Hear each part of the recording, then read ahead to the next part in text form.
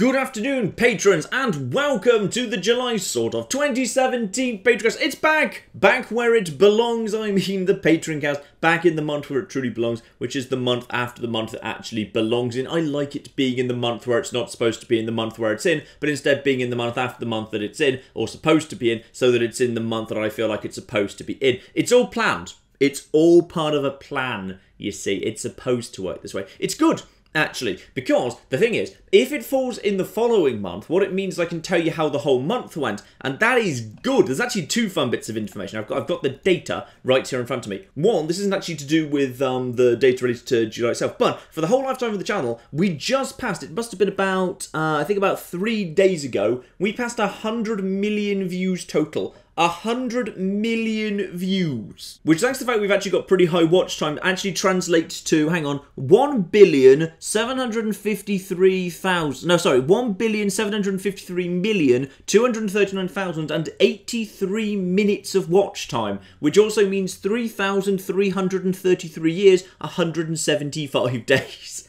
We've generated, nice, over 3,000 years of entertainment so far in the history of the channel. Love it. Absolutely love it. But July itself was good, because July itself had a total view count of just shy of 4.9 million views in the month of July, which is the highest month we've ever had, with the exception, as I always have to say, with the exception of April 2016, which didn't count, because that was when we did the Fallout New Vegas Choose Your Own Apocalypse thing, which doesn't count, because that meant one person going on a journey through that was like 17 views if you went round a convoluted way, and you might do it several times. So, like, you know, a person might represent like 40 views for just like a single or like a couple of go-throughs, one session playing with it. So that didn't really count, because that was like 6 million views. But almost 5 million views a month, that's a lot.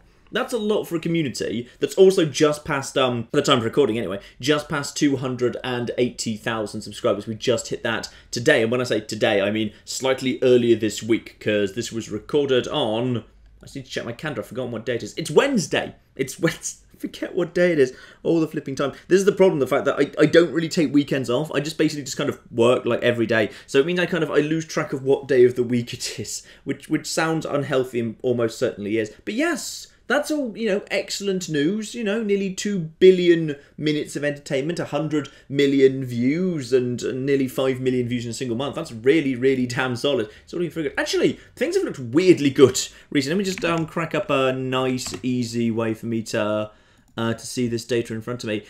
Subs have been really high recently. Like the way I kind of look at the world is, I try and like to think, what I would like to do is I would like there to be 166 new subscribers per day. That's what I consider healthy. I know that sounds like a weird number. If you times that by 30, which I know isn't actually the number of days in every month, but I just kind of assume like it's pretty much average. It's fine. Anyway, times that by 30, you get to 5,000. I like to gain, like, as my absolute, like, minimum threshold for I'm doing at least a remotely competent job, we're gaining 5,000 new subscribers a month. The channel's on a nice little upward trajectory. And I'd say, like, if we actually get 333 people in a day, then we're doing really, really bloody healthy. Because at that point, we're 10,000 a month. 10,000 a month is, that's, like, pretty much as good as the channel's ever done. Like, we've done better than that in the past. We've got, like, odd spikes, like, you know, months where we go nuts and, like, we get some, like, press attention, like, back in the days when the Fallout Challenge runs went big in all the press. Like, the biggest month we ever had for sub-game was, I'm literally going over the date now.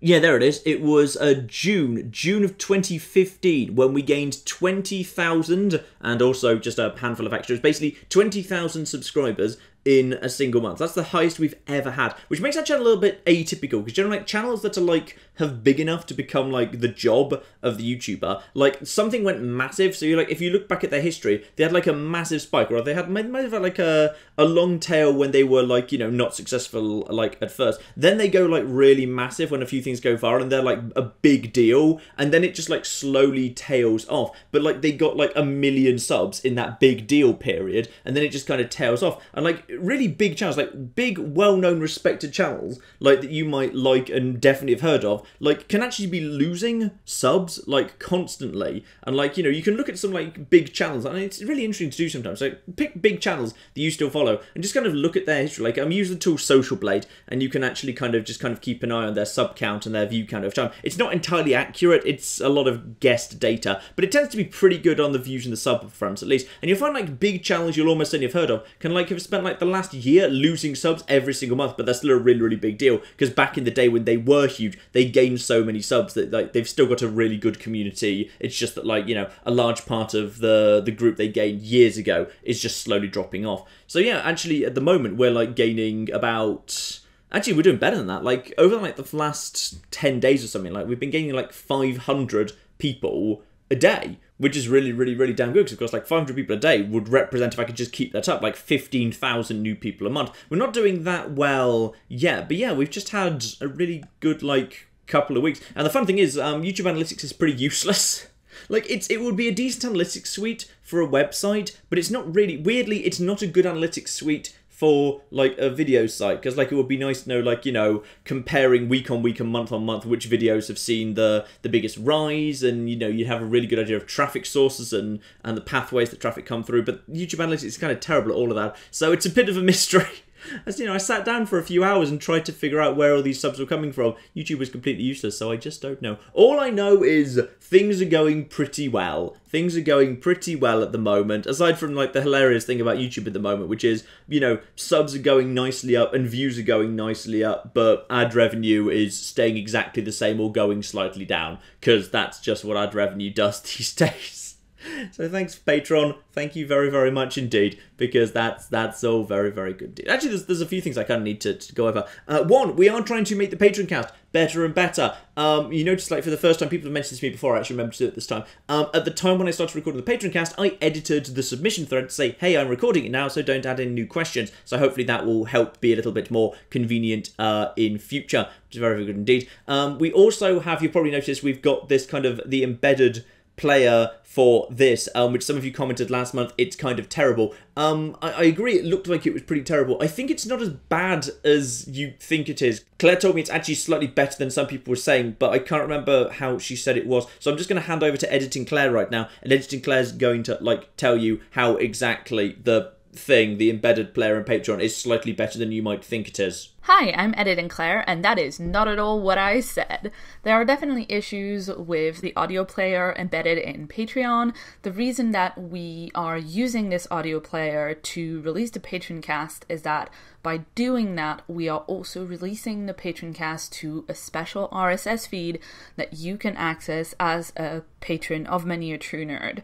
So what you do is you go to the overview page on Patreon, not the post page. In the sidebar, you'll find a section called Audio RSS Link, and that has a specific private RSS link for you as a patron of Many a True Nerd, and you can grab that link and paste it into your podcatcher of choice, whatever app it is that you're using to listen to podcasts, and that will subscribe you to the Many a True Nerd Patroncast feed. So from last month, you should be able to get all of the Patroncast in that way, and as long as you're a patron, you will get the new episode as soon as it releases through your podcast application of choice. Thank you very much, Editing Claire. But regardless, of course, we've still got the usual thing. You can still watch this on YouTube. You can still download it as an MP3. So we kind of want to make it as like accessible as possible through whatever mechanism you want to do, which is lovely. This last month, also, we had the... Well, I can't remember, was this last month? It might have been the month before, I forgot to mention it. I can't remember. We've got the Discord server now. There was a fan-run unofficial Discord server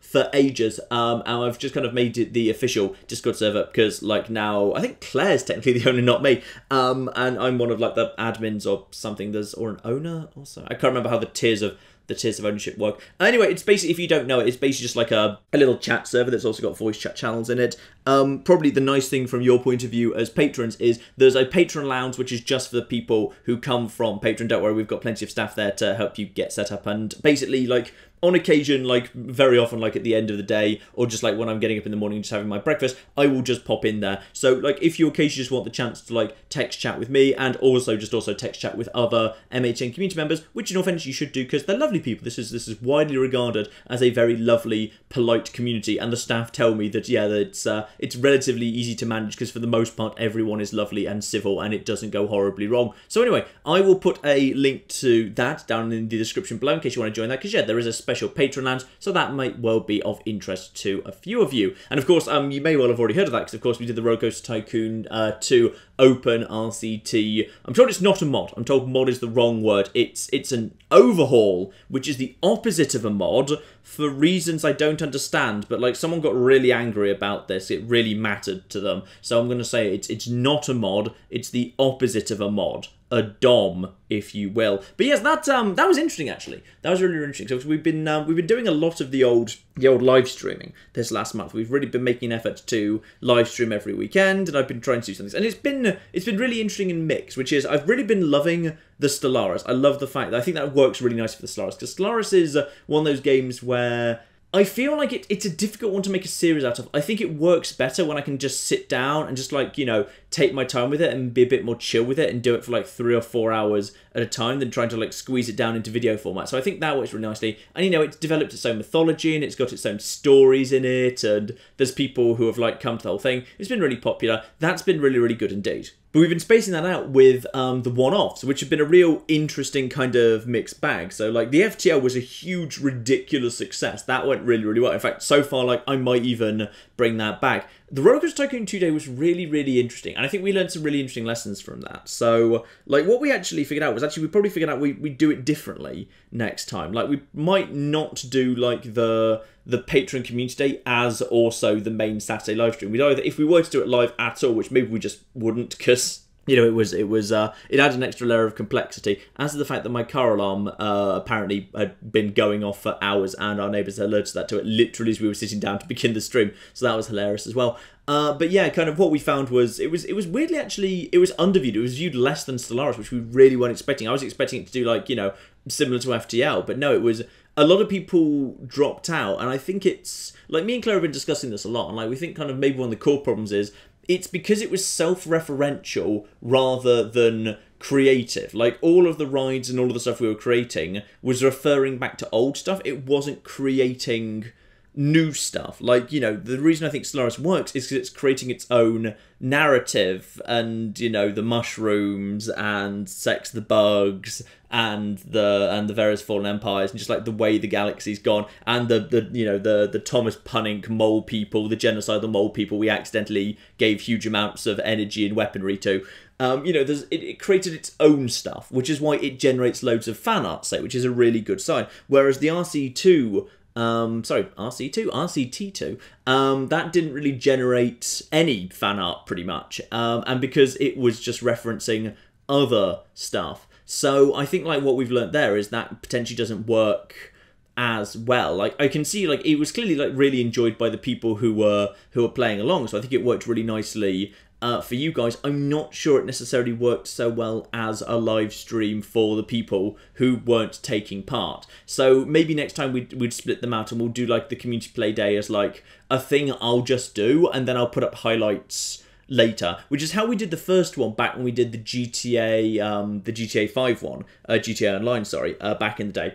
That was just done quietly, without it being live streamed, and then I put highlights up later, which, by the way, I love those highlights. Those highlights are so damn good. The GTA Online Community Playday highlights are just hilarious. That was a really, really good session. I really enjoyed doing that. So we'd probably do it more like that in future. That's probably how we'll do Just Cause 3. We probably won't do it as a live stream, or if we do, it won't be the main live stream. We'll do a different live stream as well, which is a really, really interesting one. Something else to note about this month that's kind of interesting. Well, I mean, this coming month, not the previous month, is Claire's actually going on holiday. Well, not really holiday. Claire's going out to conventions. Claire's going out to a few bits and pieces. So she's going to that. I don't always go to them with her. Claire kind of goes to them because I personally am not really a convention person, because conventions involve, like, being busy and being social and being in crowds, and I wouldn't say, like, that's, like, something I don't do, because, like, I've got really crippling anxiety or anything like that. It's nothing like that. I have a preference for not. I'm an introverted person. I am happier with small, intimate gatherings of friends that are not kind of too loud and crowded. I find conventions very, very tiring, but Claire really loves them. And Claire's also helped out with these. She's done, like, some staff work and some volunteering stuff for these. That's something that Claire really enjoys doing. So she's heading off to do a few conventions, and I'm going to basically be, therefore, manning the channel solo for just shy of 2 weeks, starting very, very shortly. Actually, starting already. By the time you hear this, that will have already begun. This Patroncast is, I think, the last thing Claire's going to edit before she basically starts packing to head off to a convention. So that's lovely. But as a result, that's going to have a minor impact on the schedule for this coming month. Not a big one. What I'm going to do is I'm going to do like a fairly, well, not exactly a big, but just like a mid-sized mini-series starting on Monday. It's damn good, by the way. It's Until Dawn. I'm going to be doing an Until Dawn like little mini-series running through the week. And the reason is because it's a bit easier to put together than like doing, because like if I'm doing, say, like all the regular series like Red Dead Redemption and Skyrim and Medieval 2 and Fallout 1 and... is that it? I feel like I might be forgetting one there, I'm not sure. But yeah, basically if I do all the usual series, and I'm doing like loads of one-off scattered through the week as well, that's really intensive. It takes a lot of time to do, and I kind of need Claire's help to do that. But if I'm doing, say, Until Dawn as like the main video on Monday, then it's the secondary video on Tuesday together with Skyrim and with Medieval 2 on Thursday, and also the secondary video for Red Dead Redemption on Friday, then like, you know, if I just run it like that, it's a lot easier to put together because I can record those a little bit faster, so it makes my life a little bit easier. So we're going to do that while Claire's away, but hopefully it should not make it should make a big difference. One thing also I'm going to kind of just go over like now at the beginning. I think it's something I kind of want to touch on. Like I didn't want to go on about this on like Twitter or Reddit or anything, because it's in some ways it's a personal thing for me and for them, but like it's something I want to acknowledge here because it gets asked a few times below, and it's something I did kind of want to say. It's something I had some thoughts about, which is obviously a few people asked how do I feel about the Nerd Cubed thing. That's Nerd Cubed. For those who don't happen to know, Nerd Cubed is a YouTube channel. In fact, the YouTube channel that inspired my YouTube channel. I saw the channel Nerd Cubed for the first time in 2012, and it made me think, wouldn't, you know, making YouTube videos be fun? And then in 2013 I started doing it, and that was Many a True Nerd, and then you're here, so you probably know the rest after that point, roughly. And he's basically announced he's taking a month off because he's stressed out by YouTube, because YouTube's a hassle to work for, which I have a lot of sympathy for. I have a lot of sympathy for that. In fact, I have the absolute utmost sympathy for, you know, the idea that YouTube eventually becomes very, very stressful. And it's...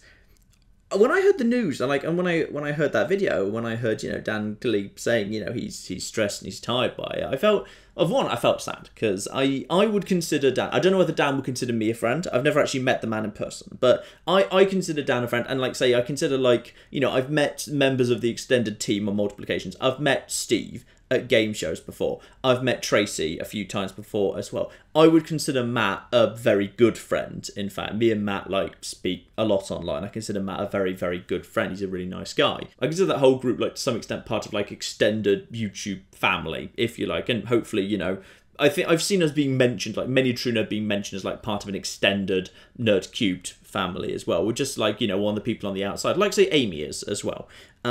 So, you know, I felt very sad because, you know, as part of like the extended family, but I felt actually genuinely quite emotional about it myself, actually, and like, you know, for the various reasons, like, you know, it's he's the guy that kind of made me start doing this, so to see him basically, you know, not being in a good place when it comes to YouTube videos is, you know, that's just it you know, it makes me sad in the same way that it would be if anyone who you kind of, you know, you knew and you liked and you respected wasn't in a good place. You know, it makes me sad in that regard. Like, it's not about, you know, am I bothered whether there are or aren't Nerd Cube videos? He's got to do what's right for him. It makes me sad to see him in, like, clearly what for him is not a great place right now, and it makes me sad because he's one of the people that got me into YouTube, and it's therefore, you know, it's sad to see him taking a break. And I'm sure he'll be back. Like, you know, Dan did the, what was it? There was the great video drought a while back. I think that was caused by like technical issues with his internet. I can't even remember at this point. But like, Dan has taken a break before and come back stronger. So I've absolutely no doubt he's going to do the same thing again, and maybe he'll slightly reinvent something and he'll come back in a different format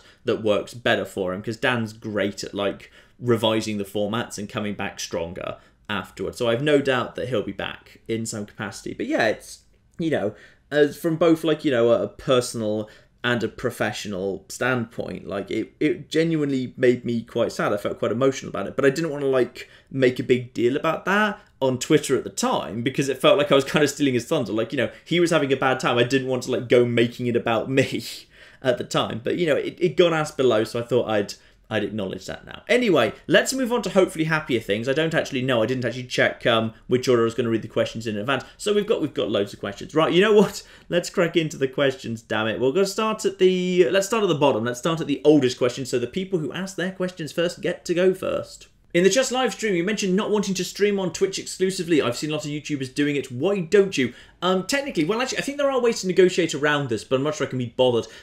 You can, like, you're supposed to, like, the default contract to be a Twitch affiliate or a Twitch partner is that you actually sign an exclusivity clause saying that you're not allowed to live stream elsewhere. You can only live stream on Twitch. Now, unquestionably, some people just ignore that, and maybe some of the people that do both, like, maybe they're not partnered on Twitch, or maybe they're part of a network that managed to negotiate non-exclusivity. Maybe Twitch are open to that these days. Quite frankly, like, because my audience is already on YouTube, not on Twitch, I don't really see the point of, like, live streaming in one place and making videos on the other. I'd rather have it all in one place anyway, because, like, generally I've seen I get better views on YouTube than I do on Twitch anyway. And, like, Twitch is technically sometimes a little bit on the ropey side. I know YouTube's frustrating to work with insofar as they make changes they don't tell you, but for the most part, like, actually YouTube live streaming works pretty smoothly. I find it easier to set up and run. So I don't really see the point. I don't really see the point of splitting it. So I'm pretty happy with YouTube's situation, and I've not really seen, like, much in the way of people saying, hey, you should be on Twitch. And of the small number of people who have said that, no one's really ever given me a compelling reason. So yeah, I just don't see the point. I get that commentating and recording makes it harder to see things, but you miss things when you're looking at them. Why do you miss stuff like the horse stamina meter, for example? Okay, so one, yes, commentating does actually distract your attention quite a bit, which is worth thinking about. Sometimes, probably, I'm not as close to the screen as you might think I am as well, which is you're probably closer to the screen if you've got a video of mine full screened than I am, because I prefer, like, I'll play my games in one of two locations. I'll either sit, if I need a keyboard and mouse, I'll be sitting at my computer, so then I've got a big monitor in front of me. Fine. If, however, I can get away with it, and if I, say, can use controller, and I like using controller, so, like, say, I don't know, maybe 65% of the time I'll use controller for, like, Skyrim and Red Dead Redemption, and I think, yeah, Prey was all done with a controller as well. If I can get away with that, then what I'll be doing is I'll be actually playing on my big TV. I'll be putting the signal through to my big TV, and I'll be sitting back from my big TV in a chair. Like, imagine you're, like, sofa gaming. So as a result, because I'm, like, sitting back from a big TV on a chair, technically the percentage of my vision that's filled up with the game is probably relatively lower than you're anticipating, which might well be why I miss stuff.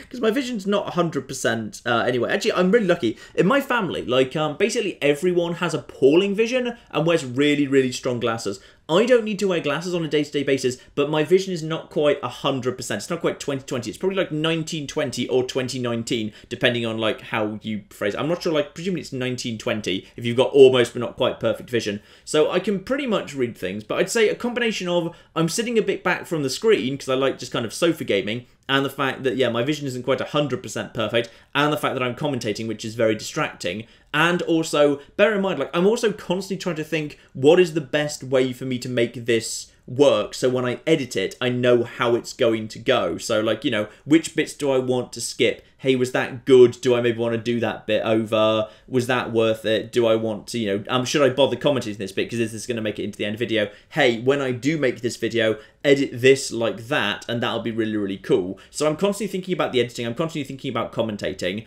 and I'm probably, like, further away from the screen than you expect. That's probably pretty much why it happens. Your job doesn't require much movement. You're right, it doesn't. Would you consider yourself to be in good shape? I'm not massively overweight. I'm probably a little bit overweight, but not massively so, because I don't eat a huge amount. I'm not the biggest eater for the most part, and I resist the urge to snack. So I kind of get away with the fact that I probably exercise not enough, with the fact that I also don't eat to excess. So those two balance out more or less fine. Why do I hate Advance Wars Days of Ruin? Would I suffer for a playthrough for our enjoyment? No, because one, it's Nintendo and they're dicks and they can just shove off till they start being nice to YouTubers. And two, everything that was good about, like, particularly Advance Wars 2, Days of Ruin gets wrong. Like, the CO powers don't show up until, like, the end of the campaign. All of the maps are grey and uninteresting. All of the campaign battles are boring, and there's only really one strategy that works. It's completely lacking in colour. The music is terrible. Like, every single thing that's good, from the colour and the script and the tactics and the balance of the units, everything that works in Advance Wars 2 is broken in Days of Ruin. It's just garbage. It's a garbage fire sequel. How do you feel about the Toy Story world reveal in the new Kingdom Hearts trailer? I'm going to be honest, I've never played Kingdom Hearts, so I'm not particularly fast. And also, I'm of the view that the Toy Story trilogy was effectively perfect, and thus we shouldn't do anything else with Toy Story. Just leave them be and don't do anything else with them. So pretty much I'm between ambivalent and are you sure about that? Because I'm pretty much convinced now Toy Story should be left alone and Kingdom Hearts I've never played, so I have no bloody clue. What is something you hate that you love?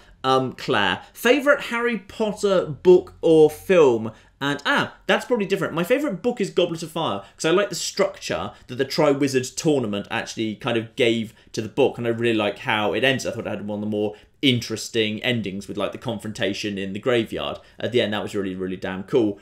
Actually, it might be my favourite film as well, but I also really like Chamber of Secrets, if only because I really like the guy that played Tom Riddle in Chamber of Secrets. I thought he kind of really helped with that a little bit. So, either Chamber of Secrets or Goblet of Fire for the film. With YouTube becoming more and more like a sinking ship each day, do you have a plan if YouTube actually falls under and becomes unsustainable as a job? One, that's a very, very long way off, largely because of things like Patreon. Like, at the moment, like, the community is getting larger. We're getting loads of views, we're getting loads of subs in. Even if ad revenue is falling through the floor, like, and I don't like saying these words out loud because they sound really, like, you know, wankery. The kind of revenue diversification is what a lot of people are talking about, which basically just means rather than relying on ad revenue, figure out other stuff to do, which is exactly what we've been making an effort to do and what Claire's been helping with a lot, between merchandising and live streaming for the live stream donations via Super Chat, and obviously the Patreon itself, and I've already said merchandising. If I haven't said merchandising, otherwise merchandising again. But yeah, basically, Claire's been helping out hugely with that. Like, merchandising was entirely Claire's baby. She, like, organised that from start to finish. Ooh, that reminds me, all of that started arriving now, hasn't it? Yes, and people have been saying good things, which is good, because we very specifically went for the option where we wanted, like, really good quality stuff. People have been saying, hey, the mugs have been arriving, and, like, they're really nicely packaged. You know, they're nicely, you know, there's no way they got damaged en route, because they were really, really properly kind of securely packed, and they're really good quality, and the t-shirts have arrived, and they're really lovely and soft, and they feel high quality as well. And that's what we wanted. We really wanted really high quality stuff. That was our priority, and that's pretty much what we've got. So I'm really happy that that's how that's actually turned out. So yes, this revenue diversification thing, we've been doing it, albeit I hate referring to it by that name because it sounds like such a horrible thing to say. That sounds really corporate. So we've been doing that. So that's a long way off. But if it ever got to that stage, then I'd probably just kind of, you know, I'd move this back to being a hobby. You know, I'd massively reduce the channel back down to bare bones and just, like, do the odd one-off just as a hobby whenever I felt like it. So rather than being, like, you know, regular series and, like, you know, daily one-off videos and whatever, they'd just be, like, you know, random one-offs whenever I kind of felt like it, when there was something that I really kind of was excited by. It would basically be exclusively for stuff I loved, and maybe, like, you know, when the next Fallout comes out, or when the next Elder Scrolls, assuming it's not a terrible online RPG, whenever that came out, you know, we'd just kind of do a little bit of that, and there'd be times when the channel would be much more fallow. We'd just kind of probably do it like that, and I'd probably just go back into marketing.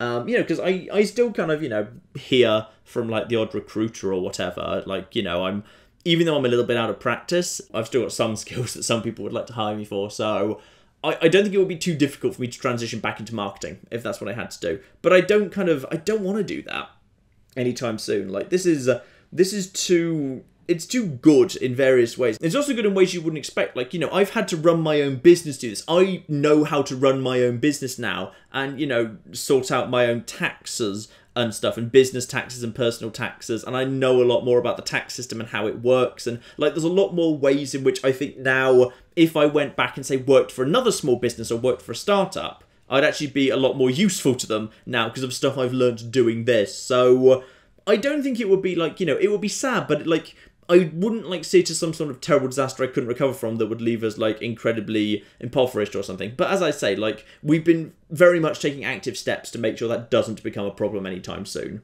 Have you heard of PlayerUnknown Battleground? Yes, actually. I actually heard of that, like, really early on, like, before it even came out.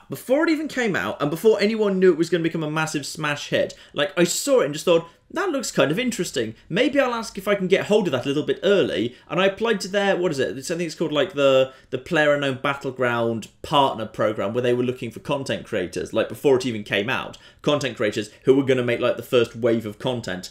And I never heard back from them. I applied to it and never heard back from them. Probably because they, like, I don't know, maybe they looked at my channel and thought, okay, he doesn't do many shooters, so he's not really appropriate. But no, I could have been literally one of the first people out of the gate with PlayerUnknown Battlegrounds, because I spotted it and thought that could be big before it even came out. And I applied to be one of the first YouTubers to get copies of it, and they didn't get back to me. So that was really unfortunate. At some point, I'll probably do a one-off on it. I'm not in a real rush to do it at this point. Have you ever played Grim Fandango? No, actually. I've heard good things. That was kind of a period, like, of adventure gaming when I was a console gamer. So those adventure games that came out in PC at that period, I've not really played many of them. Like, what's the bloody hell? The Island of the Escape from the What's the one with the tentacle? Attack of the Tentacle? Island of the Tentacle. Monkey Tentacle Island. I can't remember. That one. The Attack of the Tentacle, I think it might be called. I never played that one. The Monkey Islands I never played when I was young. Grim Fandango, same business. Basically, like, I've never really played those point-and-click adventure games, and I never really go back to them, because, like, I feel like when those are relaunched, it's more for the crowd who already played them. I feel like if you weren't playing those games, they wouldn't be that interesting to watch. And if you have played the games, you just get annoyed at me because you know how the puzzles go and I don't. So I'm not sure anyone wins by me playing those, which is why I generally don't go and kind of replay those, like, remasters of adventure games, because it was never my thing, so I feel like it wouldn't really suit anyone. Favourite superhero? Spider-Man. It's always been Spider-Man. I loved the Spider-Man animated series that used to air on Fox Kids when I was younger, which is hilarious, by the way. So if you go back and look at it now, they kind of did these kind of sort of vaguely 3D-ish graphics of, like, Spider-Man swinging. Or actually, it wasn't that he was swinging, because it would look weird because he was cartoony, and the cities were, like, weird 3D models. They occasionally did, like, weird 3D models for the swinging, but of course, it was just, like, from Spider-Man's first-person perspective when they did those, because he'd look really weird against them. But if you go back, they look really, really naff now. They look really naff, but they looked so cool and futuristic. So cool and futuristic back then. But it was a great series, like, you know, and they had really nice, like, long-running plots. Like, you know, they had, like, storylines that were, like, 5 and 6 parters with cliffhangers and really good supervillains, and the writing was really good, and yeah, it was just a great little thing. Like, you know, they, like, did, say, the Venom storyline really, really well, and, say, Spider-Man 3 the movie did it terribly. So, you know, they were really well written, the voice acting was all good, the animation at the time was really high quality as well, the music was nice. It was just a really, really solid series, and that's kind of cemented my love for Spider-Man, which is good, because we've had some brilliant Spider-Man films since then. Spider-Man, Spider-Man 2, then we just ignored them for a bit. Now Homecoming, I saw Homecoming, I can't remember if I mentioned that last month, that must have been, I don't think that was this month, I think that was the month before. Really enjoyed Homecoming. Homecoming was great. But yeah, it's always been Spider-Man for me. Where's your favourite place in Britain? Probably still Oxford. I think Oxford, well, it depends how you define, like, favourite. Like, in terms of, like, you know, I just occasionally just like having a wander around. I still love Oxford, where I went to university. For those of you who don't know, I went to university there, and it's just a gorgeous city. So, broadly, just because it's a gorgeous place, and, like, occasionally I'm just, like, you know, nipping back, they just have a look around and a revisit. Yeah, probably still Oxford. How much money do you usually make from the super chat in the live streams? It really varies. For the most part, what we seem to do is, it's about, I think the last one was about £200 total. The thing is, the interesting thing about them is they tend to be topped up by, like, a few big ticket donations, because occasionally you find one person will give, like, $100 say, and that'll actually represent, like, a third of all the donations through that whole stream, say. So it's about that sort of territory, but, like, you know, sometimes it varies a lot, and, like, we've only been doing streaming regularly for, like, a month at this point, so what we've noticed already is, like, it's going down each week, so it's not too surprising that, like, you know, when you start off, there's a bunch of people who, because you've never really streamed before, will donate at the beginning, but you don't expect them to donate every week, so we expect that fully to kind of keep going down, but, like, even at that level, like, the hilarious thing is, like, it represents, like, significantly more than ad revenue would make for, like, you know, the full day. For, like, you know, even if I was to put out, like, if I was to put out 2 fully edited, beautiful videos, and they both did really well by our standards, and also that same day, of course, like, all the old videos that, like, rank for things, all the Fallout videos that still get loads of views all the time, all of that together, the ad revenue would be worth not even close to that amount of super chat. So that kind of gives you an idea of the scale here, which is why we're kind of, you know, we're giving a go to it, because, like, in terms of, like, the time that Claire can spend on the channel, because like, unlike me, like I don't expect Claire to do the number of hours I do, because I the number of hours I do because this is my thing. I literally own this business, so I don't mind working every day and then not thinking about how many hours I work on this. But Claire, I'm very kind of strict with, and kind of, you know, she's on a timer, she works a certain contracted number of hours per week. But the best thing that Claire can do, I think, for this channel is me and her live stream together, so she's involved in the chat, so there's actually a proper line of communication between me and the chat. I think that's the best thing Claire can do with her time, and it's worked pretty well so far. So that's the sort of territory we're talking about there. When you owned a GameCube, did you ever play Phantasy Star Online or Gotcha Force? Gotcha Force I've never even heard of, actually. Which is interesting, because back in those days, that was kind of, that was before I got all my gaming news off the internet. That was back in the days when I had like a subscription to N64, then NGC magazine. And I don't even remember Gotcha Force existing. I'm not sure. I'd need to go and check whether that even came out in the UK, because it doesn't ring any bells. Phantasy Star Online, I always really wanted to get, but I never did, because I knew the whole point of Phantasy Star Online was the whole, like, you know, online aspect of it, and I don't remember ever seeing, like, you needed, like, a special adapter for the GameCube to get online, and, like, I just couldn't be bothered in the end. I never remembered, like, you know, seeing anywhere around, like, you know, you need to buy the game. And this was, of course, you know, this was in the days when, because you were buying, you know, physical boxed discs from shops, like, you know, I think the game was, like, I don't know, 40, 50 pounds or something. Then you had to buy, like, the mobile adapter. Then, of course, you need to pay for the actual phone calls. This was back in the days before, like, broadband. This was in the days of dial-up internet at that point.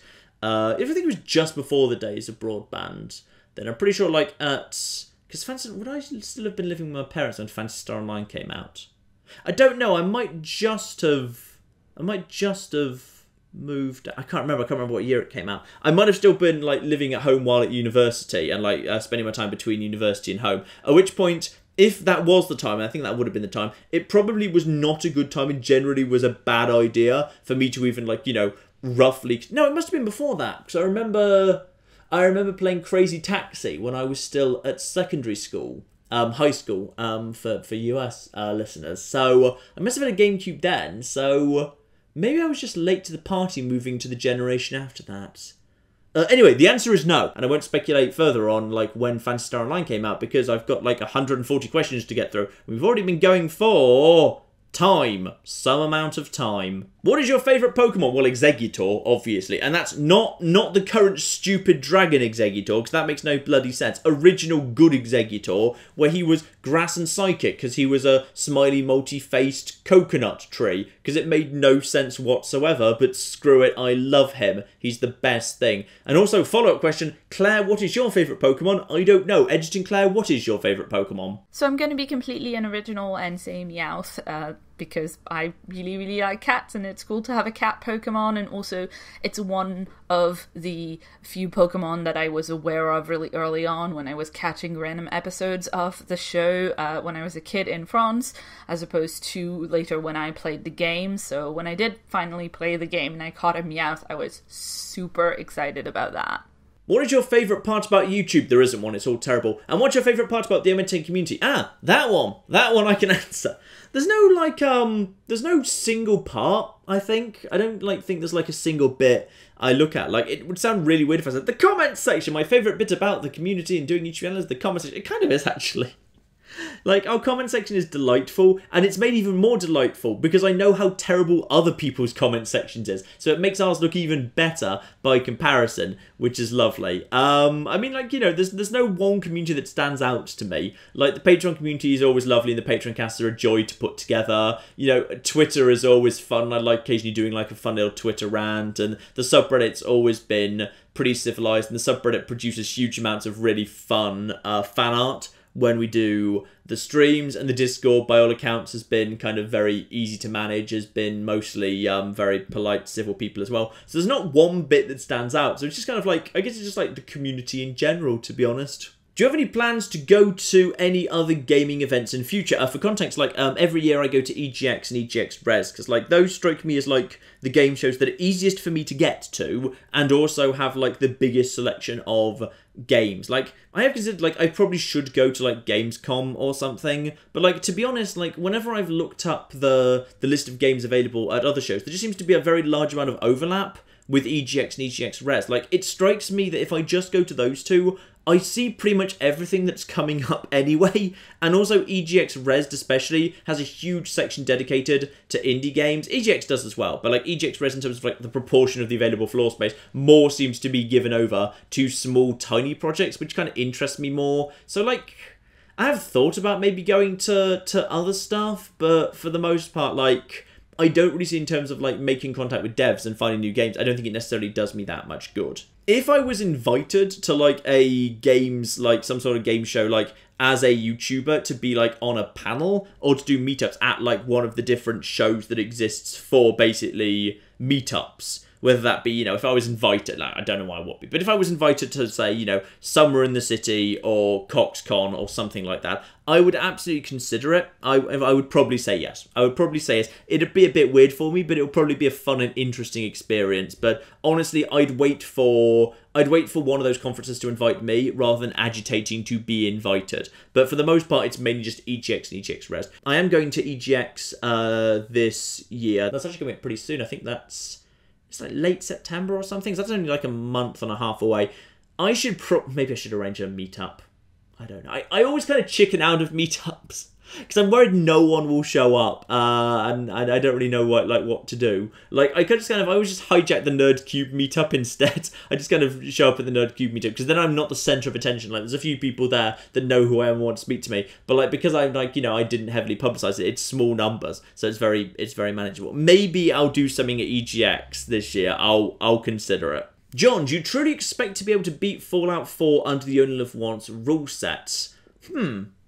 Interesting. Fallout 4 is a really interesting one, and I think it's, like, the reason I think it will be a really interesting series is because it's very, very different. It's completely different to Fallout 3 and... Well, okay, it shares things with both. Like, it's got the randomness of Fallout 3, because there's a lot of, like, random encounters, or rather, well, not really random encounters, but, like, a number of encounters can be shuffled around and appear in unexpected places. Fallout New Vegas is relatively regular. Once you understand, like, what enemies spawn where and what their roaming ranges are, where they are and aren't allowed to go, and how far away before they have to turn back, New Vegas is relatively easy as long as you're really, really well set up and you're planning it really carefully. You can work around it, and it's almost kind of fun to show off how you can manipulate, like, the pathing and the enemy locations and their roam ranges in New Vegas. Fallout 3 is a lot more random, which makes it a lot more tense, to my mind, because, like, going through the wasteland, you don't know what you're going to run into at a given moment, and large parts of it are big, empty expanses. There's a lot of just, like, desolate areas in Fallout 3. Fallout 4 is an interesting one, because Fallout 4 is a bit different, which is, Fallout 4, it's got the randomness of Fallout 3, but it's less empty and sparse. Like, it's a lot more dense. It's very crowded. It's not a very big world, really, but it feels big because it's very, very dense. So if you're going exploring, you'll constantly be, like, you know, nipping into one building, then nipping into another, and all of that stuff. So it feels very dense, but it's not actually that big.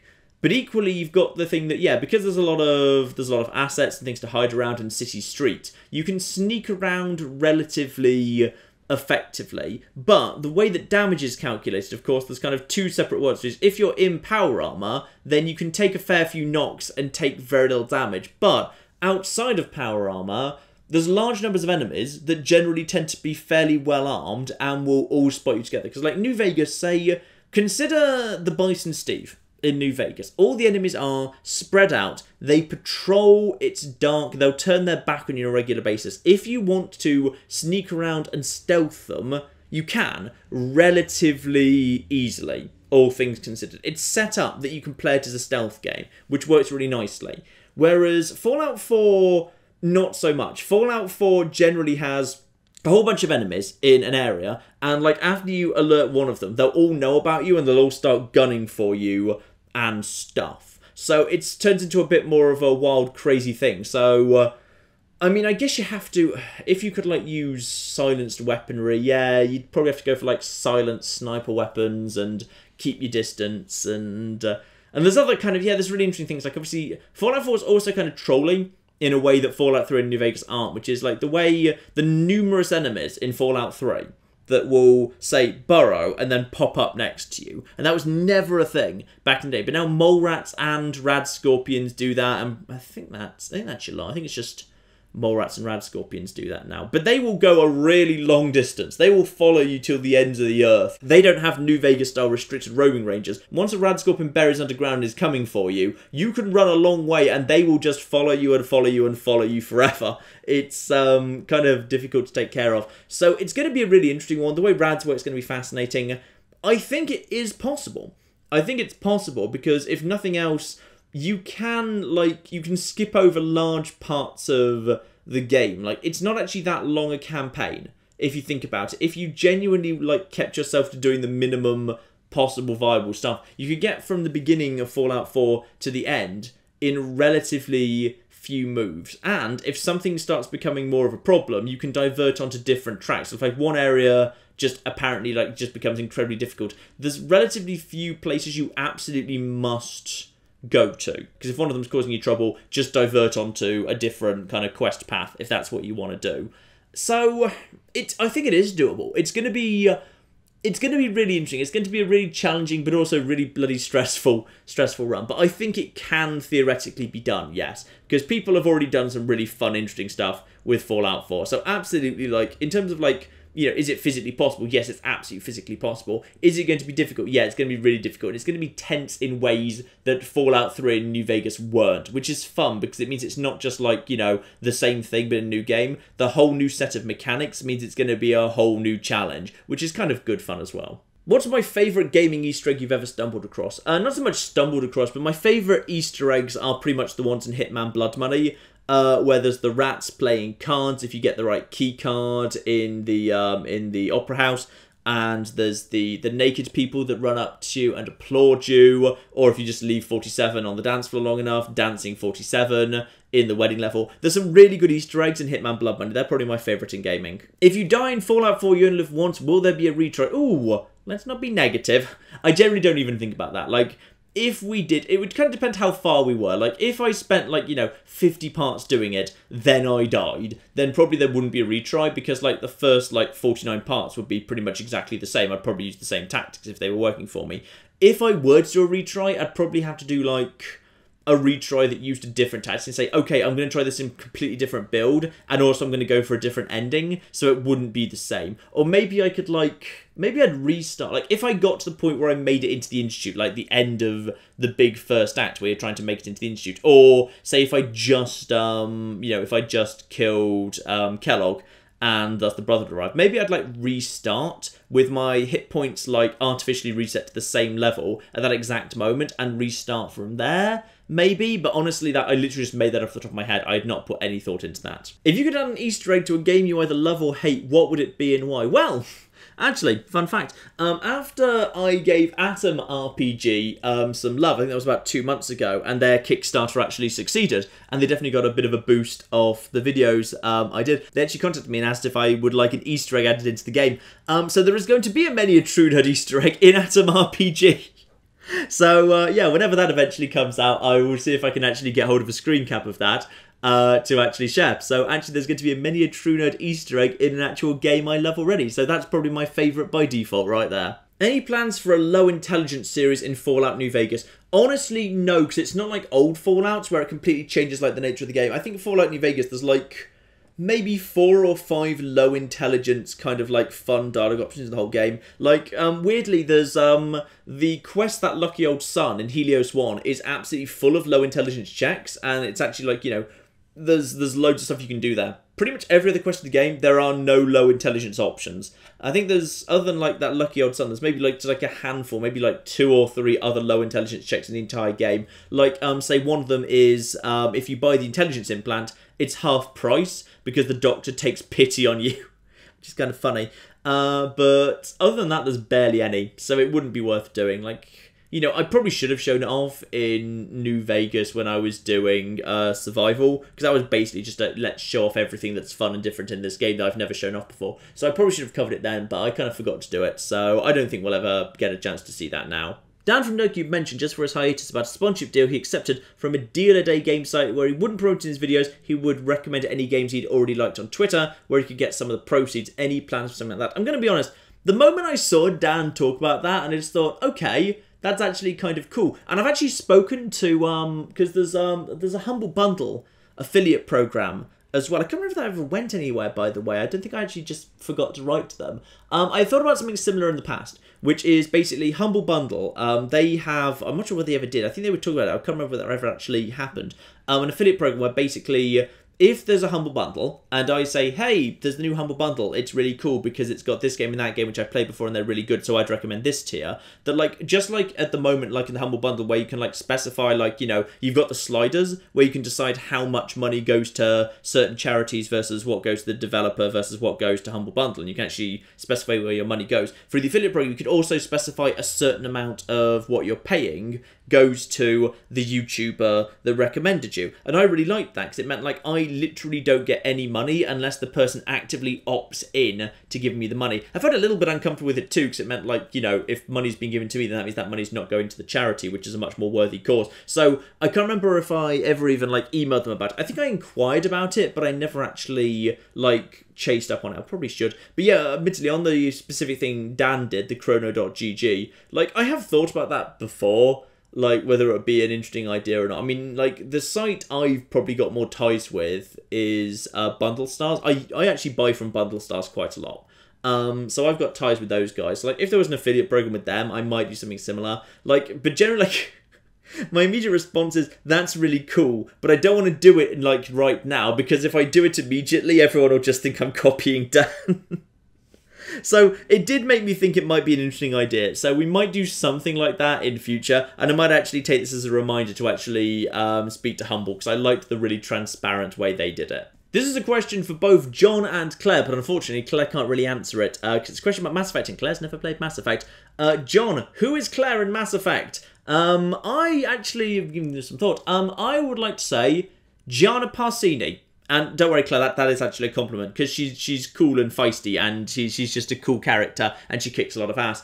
And I think she's got red hair, if I recall correctly. She's either got reddish or kind of purplish hair, if I'm recalling correctly. Maybe I'm misremembering, but I think she has, like, reddish-purplish hair. And she's just quite a badass, so yes. And I don't know who Claire thinks I am in Mass Effect, but I'm going to assume if Claire had played Mass Effect, she'd probably say Conrad Werner. Have you ever re-recorded from a previous save point in order to fit a clever joke you only thought about after the moment had passed? No, but I have on quite a few occasions simply just kind of basically paused the game after the moment, said the joke, and then basically just edited the audio back to the original thing. That happens on occasion. It used to happen way more. These days I don't need to do it so much, because, like, you know, with practice you get better at, like, nailing the jokes and the lines you want to make the first time. But back in the day when I was starting off, like, there were many instances where I'd do the joke and I'd retroactively apply it to the footage just by changing where the audio sat in when I was actually editing. What happened to the video on Stalker this month? Oh, yeah. So, you know how I've said in the past, like, I just constantly change the schedule, and I just can't stop changing the schedule? Yeah, that's what happened to that. So what was going to happen originally was I was going to have the Stalker series there was going to be a Stalker mini-series, and it was going to start on July 24th. Then I got hold of Code for Victorum, so I did 2 parts of Victorum, and also I got Avon Colony, which was originally going to be a one-off, but then it was so good I wanted to do 2 parts of it, because I wanted to do, like, a proper view-through of, like, the first level. So all of a sudden, that was filling up, like, 4 videos in the week, so I didn't really have time for a proper Stalker series anymore. So then I thought, okay, that's fine, I'll push it back till, like, early August. I'll do something, like, beginning August the 7th. Then someone flagged to me that Until Dawn was on the PS Plus on July. So I downloaded that, and now, therefore, we're going to do the Until Dawn series in that slot. Which means, as a result, neither Stalker nor Witcher actually took place, even though I was vaguely intending on doing both of them before we hit a big glut of games. But in all fairness, actually, the final quarter of the year, this year, is not looking so bad, to be honest. Like, once you hit late September, early October into November, there's a fair few things floating around, but for the most part, actually, in September, it's not so bad. There's a fair few things in August, but yeah, say the 2nd and 3rd weeks of September, there's not much coming outside. There's, like, the Dishonored DLC, Death of the Outsider, Is that DLC or is that actually... That might be a standalone. I can't remember. And there's Destiny 2, which I could not care less about. But other than that, there's not actually much happening. So September the 4th or September the 11th, the 2 weeks beginning Monday the 4th or the 11th of September, and also the 18th actually. The 18th is pretty quiet.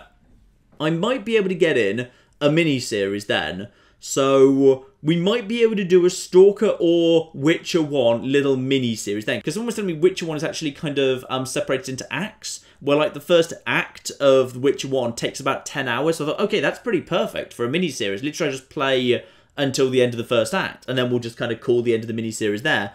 Unless I really love it, or the series is stupidly successful, in which case we'll immediately promote that to a full series, and that's fine. So I'm thinking you'll get either Stalker or Witcher in September, but then I said you were going to get Stalker in July, and that didn't happen. So, you know what, take my promises with a pinch of salt, because, like, as new exciting stuff comes out, I do just completely, like, throw out the schedule. Like, actually, you were supposed to get, like, more one-offs this week, but actually, Tacoma... Wait, sorry. Okay, it's Wednesday today for me. Tacoma was supposed to happen tonight, then it was supposed to be, like, a new one-off on Thursday, a new one-off on Friday. Tacoma's so damn good, I ran straight into doing, like, that as a full series, so instead it's now, like, Tacoma 2, Tacoma 3 on Wednesday, Thursday, Friday, together with the usuals and the highlights from the stream on the Wednesday as well. So I changed my mind a lot.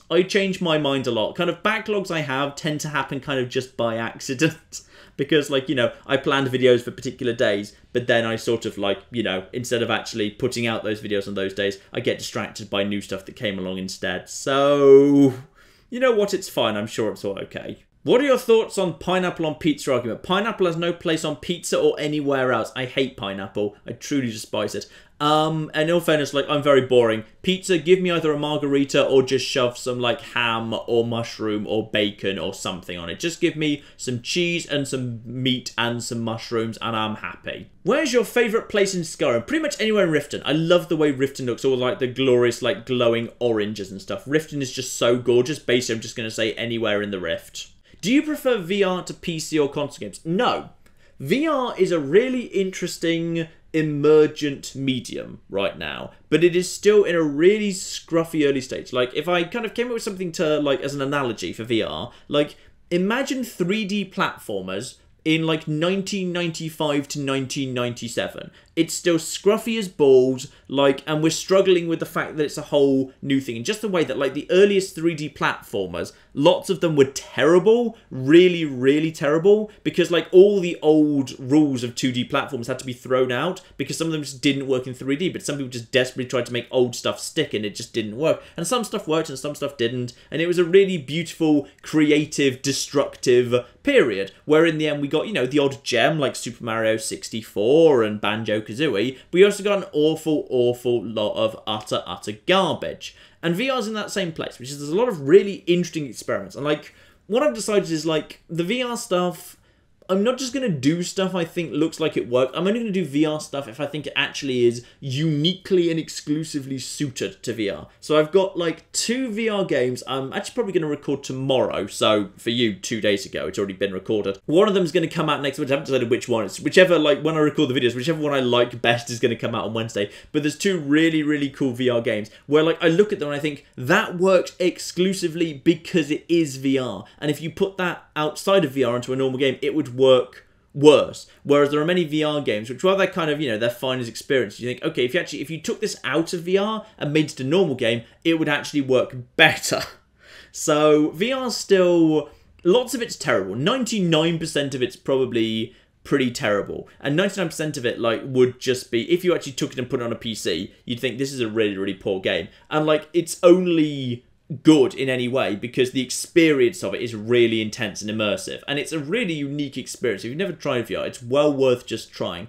I don't think it's yet kind of necessarily, like, for the average consumer worth the money, but while Oculus and the PSVR are bringing the price of entry down, that's really good. That's good for the industry, because the more people that try VR and the more people that get acclimatized to it, the bigger the industry comes, and I think they will do interesting stuff with it, and there are some really interesting, fun experiments being done in VR, and these 2 games I'm going to be looking at, which are both, I believe, indie games, in fact, are two examples of some really unique, interesting stuff being done that just, would not be anywhere near as good outside of the VR medium and wouldn't work outside the VR medium at all. So, yeah, we'll give a look at some interesting stuff, but right now, no. Like, VR is definitely, I would rather, by choice, play on PC and console ahead of VR, but that doesn't mean VR isn't doing some truly unique stuff that couldn't live on either of those platforms. What do you think of Skyrim VR? It's really interesting that it's kind of coming first to PSVR, because the interesting thing is, okay, so VR games pretty much have to run at 90 frames a second. They must do that, because if they run at a lower frame rate than that, then it's just really uncomfortable, because they have to run absolutely perfectly, so beautifully smoothly, it's effectively interchangeable from real life. And I'm not sure if it's fair to say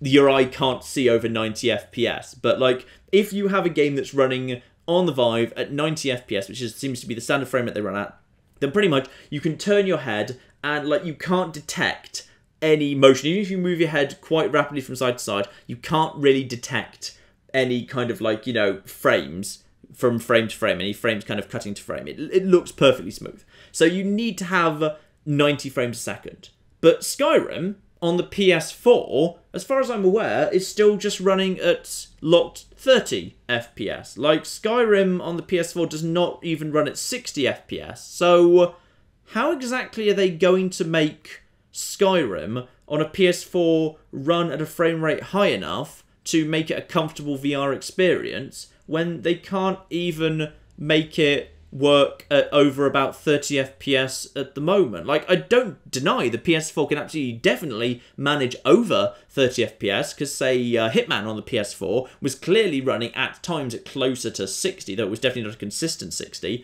I'm just really confused whether the PlayStation 4 is going to be powerful enough for PSVR. It strikes me as really odd you'd start there rather than with Oculus or Vive, but alright, I guess Sony paid a big amount of money and thus that's happening, but I'll be genuinely interested to hear how it runs, because I just do not for the life of me see how they're going to make it run nicely without doing something to significantly reduce the load on the PS4 and otherwise, whether that be making the textures a lot worse or something to try and compensate and free up a bit of power to focus on the frame rate. I've literally no idea. Also, loving the pictures of Tabby. Hope she's had a vet-free month. She has. She hasn't had to go back to the vet for a long time now. Claire, roll some pictures of Tabby. In come the pictures of Tabby. The pictures of Tabby are currently happening. Huzzah for the Tabby. Do you ever feel tempted to do a series on a game you don't necessarily like, but that would probably do well on the channel? No.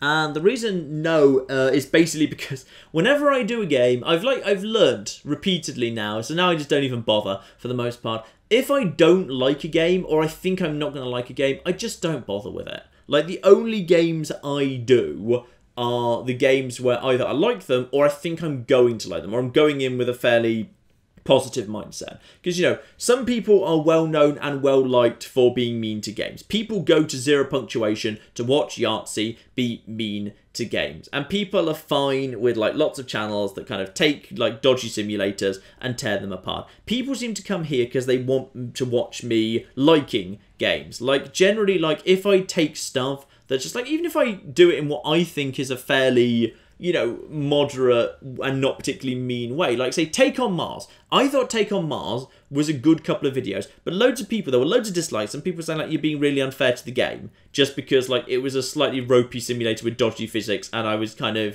just messing around with it. And people saying, oh, you're being really unfair. It's I was being pretty tame with that, I think, but clearly, for the most part, people are just here for stuff I like, so I just do stuff I like. So, this is why you've never really seen Metal Gear on the channel, because I've never liked Metal Gear. And all I would get for doing Metal Gear would be people who didn't like Metal Gear being oh, it's a game that John doesn't seem to be enjoying, so I don't know why I'd stick around for it. And the people who like Metal Gear being you're not appreciating a game I like, you're not appreciating it right, dislike, dislike, dislike. So I don't get anything good for my trouble, to be honest. That's why, for the most part, I only do stuff I either like or think I would like. And hi, John, I actually have a question for Claire. Okay, interesting, Claire, prepare yourself. When you play games, do you prefer to play the French or the English version? Are there examples where the French localization is better?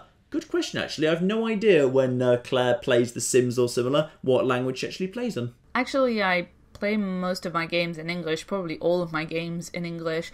I'm pretty bad at changing back and forth between English and French. I find it very frustrating and confusing very quickly. So if I go to France, I'll go full French and get even more of an accent when I'm coming back to the UK. But when I go to France these days, it's usually to see family, so I don't have a lot of time to play games in those situations. So most of my gaming is in the UK and happens in English. Has there ever been a time when running jokes among the comments or subreddit has gone too far and has become more hurtful or rude than funny?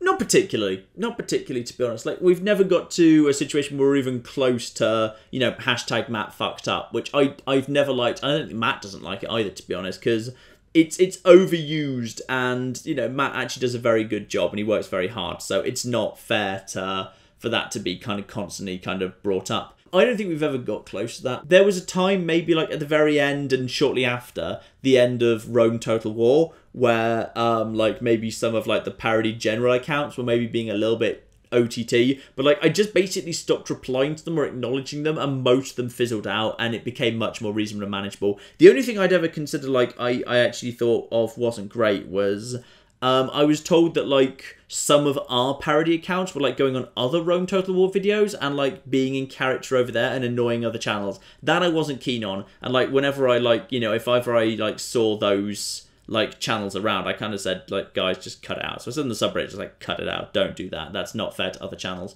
So those guys went a bit far, but for the most part, no, I don't think it's ever really been a problem. Do you think you can produce another full series from the last generation of 3D Fallouts? I see no particular reason why not. Like, I've never really done like a full comprehensive let's show off everything run of Fallout 3. Say, like, because Fallout 3, between Kill Everything, which is a comedy series, and You Only Live Once, where you've got to be very careful, there's loads of Fallout 3 I've just never shown on the channel particularly. Like, I'm absolutely sure I could totally do, like, the equivalent of Fallout New Vegas survival mode, but in Fallout 3, where basically the point would be to show off all the really cool, interesting things that maybe people don't realise about Fallout 3. In some ways, like, I'm not in a rush to make that series, because it would be a very chillax series, and that's not a problem. I mean, like, Fallout New Vegas Survival was a very relaxed series, despite having a slightly aggressive name and thumbnail. But, it might well happen at some day. Absolutely, I could go back to Fallout 3. Like, if there was, like, maybe I should just go looking for, like, a really high difficulty mod for Fallout 3 or something and turn it into a real hardcore survival game. If there was like a mod that turned like Fallout 3 into a hardcore survival thing, that might be a good basis to start on Fallout 3 again and kind of visit it afresh. But like the Jay Sawyer mod was kind of my excuse to go back into New Vegas. But you know what? I would not be surprised at all if at some point I did go back into Fallout 3 for something like that. Are you familiar with Scott Bradley's postmodern jukebox? Literally never heard of it. Sell it to me in the comments, why don't you? And have you heard of Underrail, turn-based isometric role-playing game I've had my eye on for some time? Oh no, everyone else is starting to say that phrase now. No, actually, literally never heard of it. Claire, add it to the long list. Are you more observant in the real world, i.e. outside of games? Yes, I imagine I would be. In a situation where I am not trying to commentate and also sketch out how the edit's going to look in my head while also playing, I imagine I would be, hopefully. Have you considered Mount and Blade Warband? Oh god.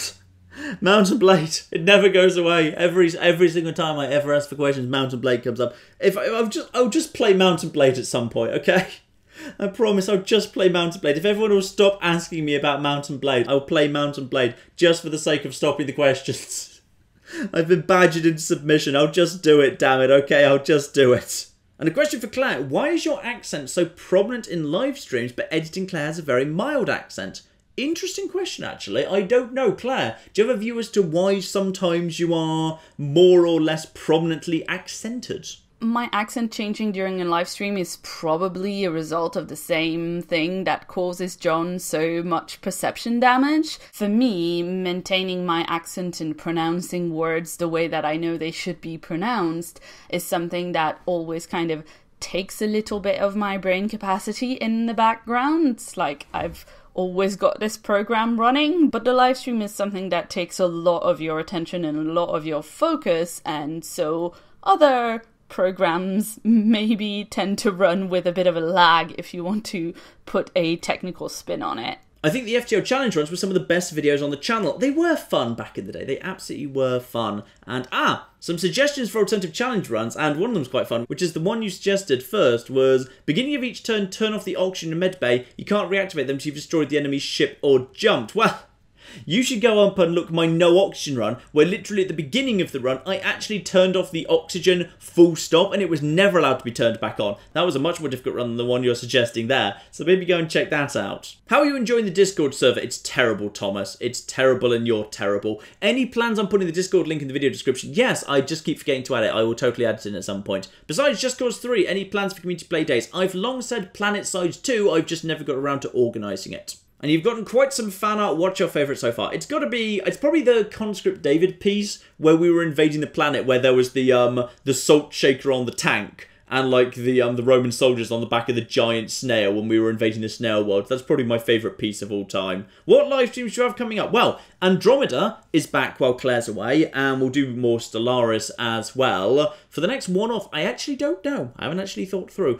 I'm suspecting the Curious Expedition will come back at some point. And also, I would not be surprised at all to see a second FTL livestream after how successful the first one was. What have been some of your favourite species or empire builds for Stellaris to play? Now, actually, I have the most fun by going democratic egalitarian and going all happiness and moving every species over to, like, utopian abundance straight away. Because, like, happiness games are really, really damn good. Because, basically, like, there's no point slaving or anything like that when you can just have high happiness. Because max happiness people are, yeah, they're basically plus 20% output no matter what tile you put them on, which is just so powerful. Like, there's no reason not to do it. Because the cost of utopian abundance is, like, really minimal in terms of minerals. Like, it's a tiny outlay for a huge increase in science and energy and unity. Like, I will pretty much, like, if I was power playing Stellaris, which I don't generally do, like, in Stellaris I roleplay rather than power play, but if I was proper, like, min-maxing Stellaris, I would absolutely go for, like, just slightly egalitarian, purely for the sake of taking utopian abundance and everyone gets it, just because the happiness is so worth the payout. Like, anytime you can trade a little bit of minerals in order to have, like, a massive increase in science and unity, every time. Also, wants to put in a request for the Dawnguard questline in Skyrim after you finish the Thieves Guild. That's exactly what I'm planning to do, actually. Dawnguard is coming up very, very soon indeed, which means I do actually need to, at some point, put in a straw poll for the vote for who I'm going to go with, which side in Dawnguard we want to take. Like, I'm tempted to just basically say vampire would be the logical option, because, like, you know, the vampire lord, like, powers seem to suit the way I kind of like to play in terms of, like, magic and stealthiness pretty nicely, as well as, like, the conjuring and stuff. So, we'll see. I suspect we'll likely do a vampire playthrough of the Dawnguard, but we shall see about that. Have you tried Stellaris mods? No, I don't really mod Stellaris because, like, I think, like, right now the updates are coming pretty thick and fast, so, like, having mods that therefore will kind of break and not work after an update, like, I'm pretty happy, because, like, when new stuff comes in,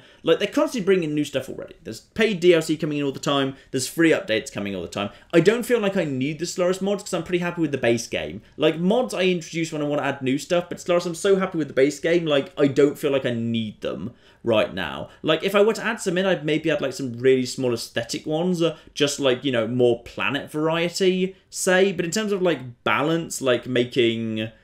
I don't think I would. I just don't think I would. Like, it feels like there's a lot more... Like, if there's one thing I'd like, it's, like, a bit more flexibility to set up the galaxy how I'd like. How many pre-sentience and how many, like, pre-space age civilizations are showing up. That's going to start showing up in the next 1.8. Anyway, they've already announced that's coming in 1.8. So, it kind of feels like everything I want's coming in the default game. So, I've just never really bothered modding Stellaris at all yet. With your passion for Rollercoaster Tycoon 2, in your youth, were you a fan of theme parks? I was so into theme parks when I was younger. I loved Alton Towers. Like, whenever I could pester my parents for a birthday trip, like, we would go to Alton Towers. Me and a couple of hand-picked friends would go up to Alton Towers for a day. I loved Alton Towers. Nemesis. This was back in the old days, back when there was... What was that big old red ride beyond Nemesis back in there? I think it was called, like, the Bull?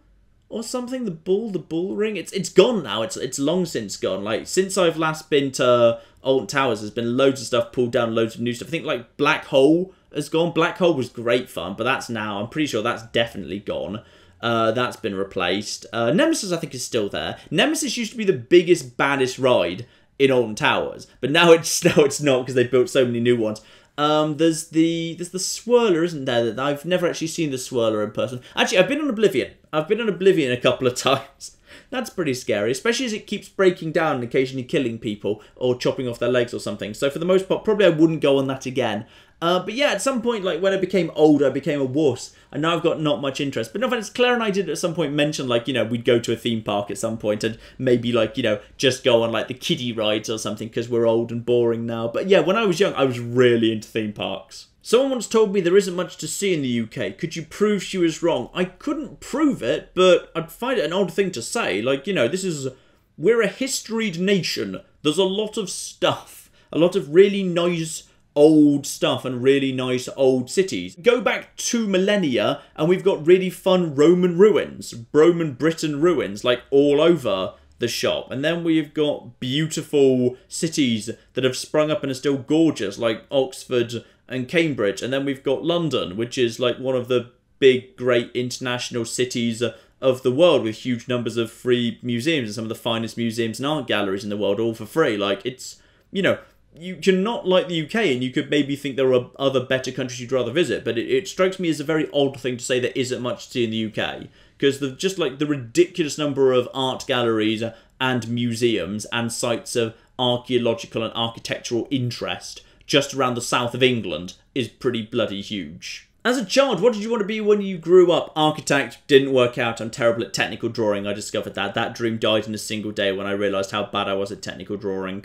I know you played Halo 5 and didn't like it. There are many folks who prefer the earlier games. Have you ever thought about playing the older Halo games? Honestly, no. Kind of feeds into what I was saying before, which is I don't see any benefit to the fans or non-fans of me playing a game where it just doesn't seem to be a thing I particularly like. Like, I just didn't enjoy Halo 5 at all. In fact, I actively didn't enjoy it. So even if the older ones are better, it's probably not really my thing. I don't really like that style of shooter. So if I played it, I'd just annoy you and everyone else who's a fan. And, you know, there are some communities...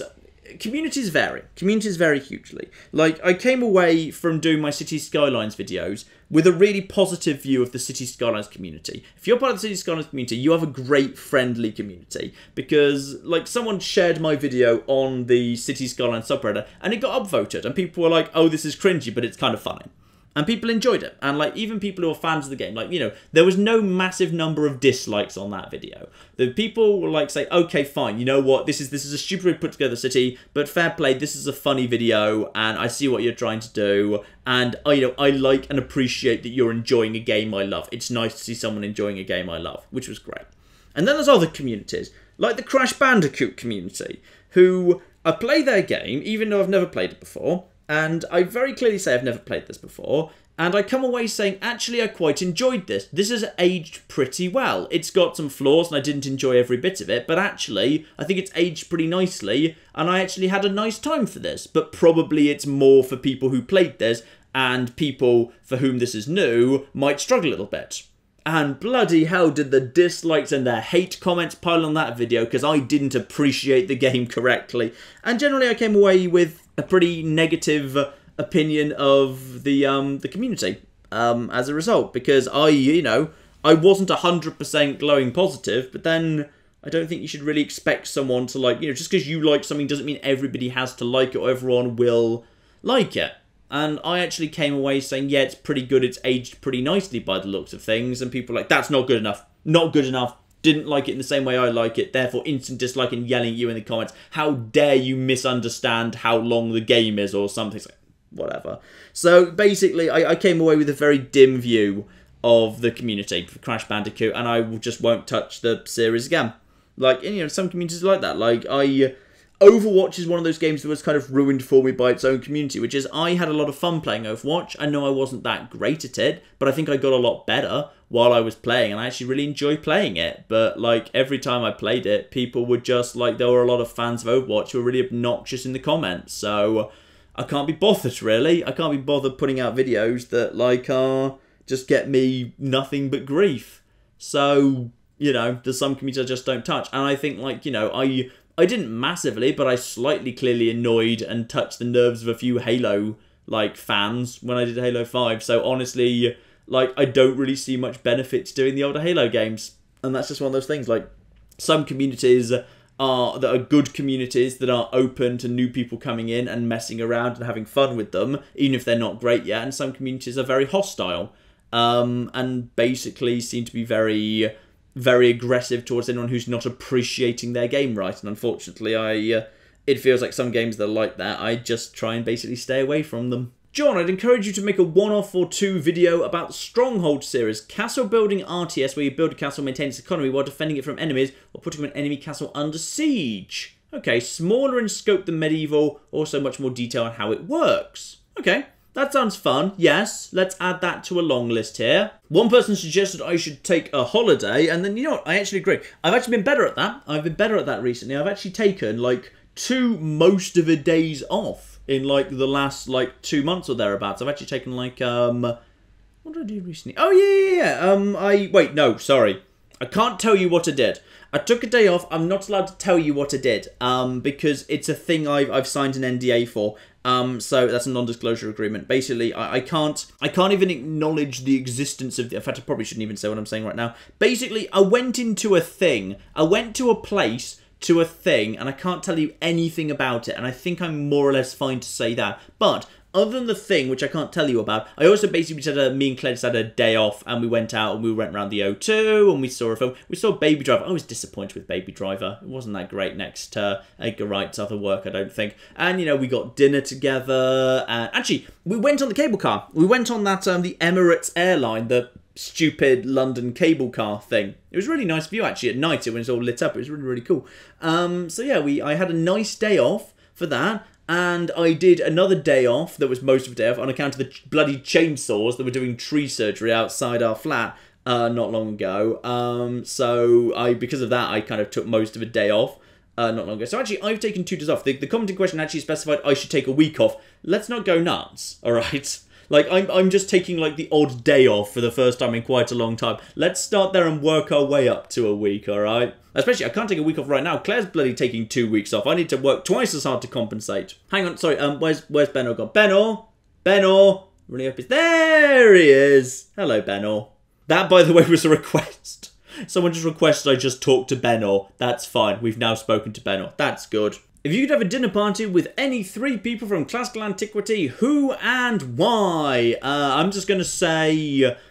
Oh, okay, I was about to say... Oh, I'm going to go for all Greek playwrights, but I'm not sure who to leave out. You know what? Screw it. Okay. I'm going to go for Aristophanes, Euripides, and Sophocles. We'll leave out Aeschylus, because he was... I think he was a bit stern and old-fashioned. So we'll just have those 3, and we can just talk Greek theatre all night long.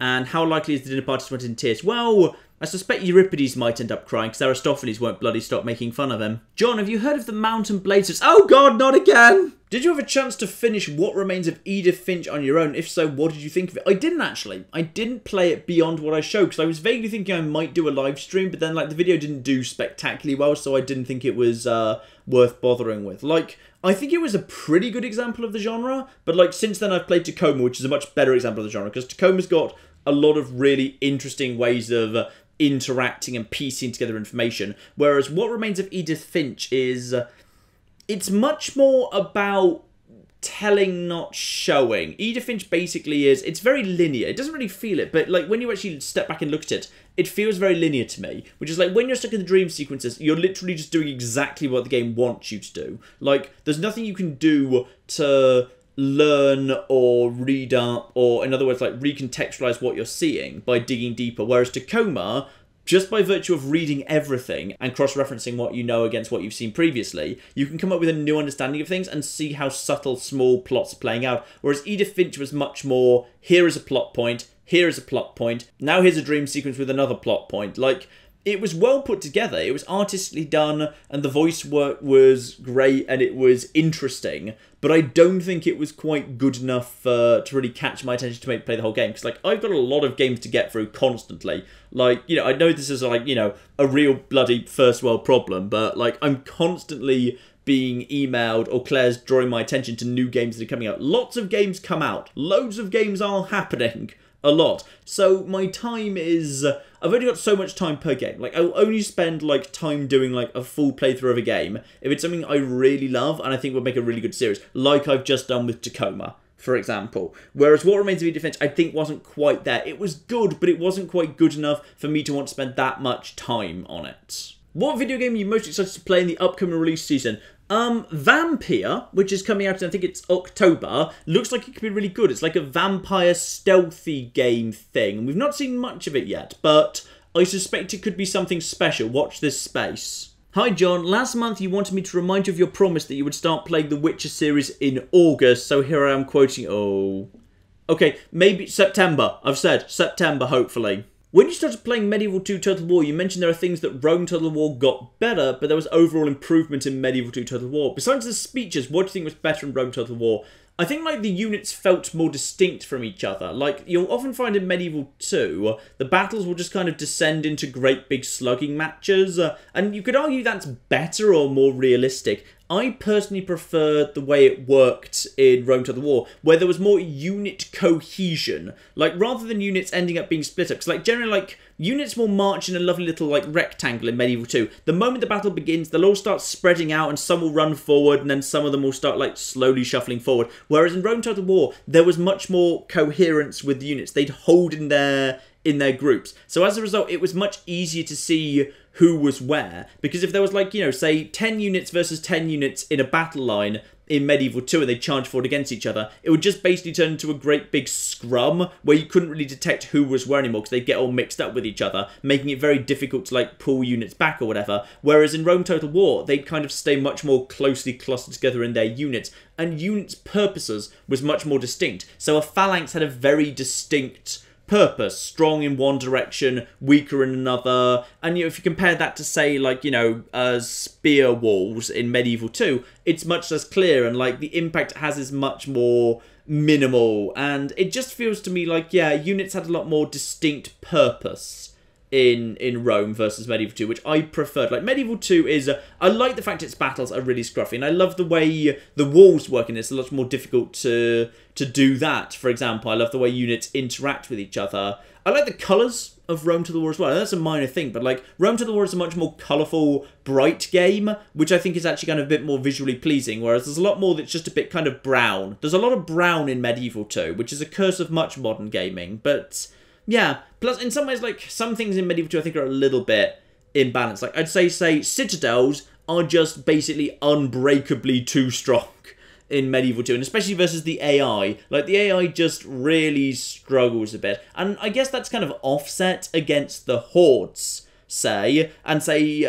let's say, religion doesn't really necessarily, it feels doesn't really do much in Medieval 2, aside from just being like a happiness impact. So, like, there's not really much point to having 100% religion or building up religious buildings in Medieval 2.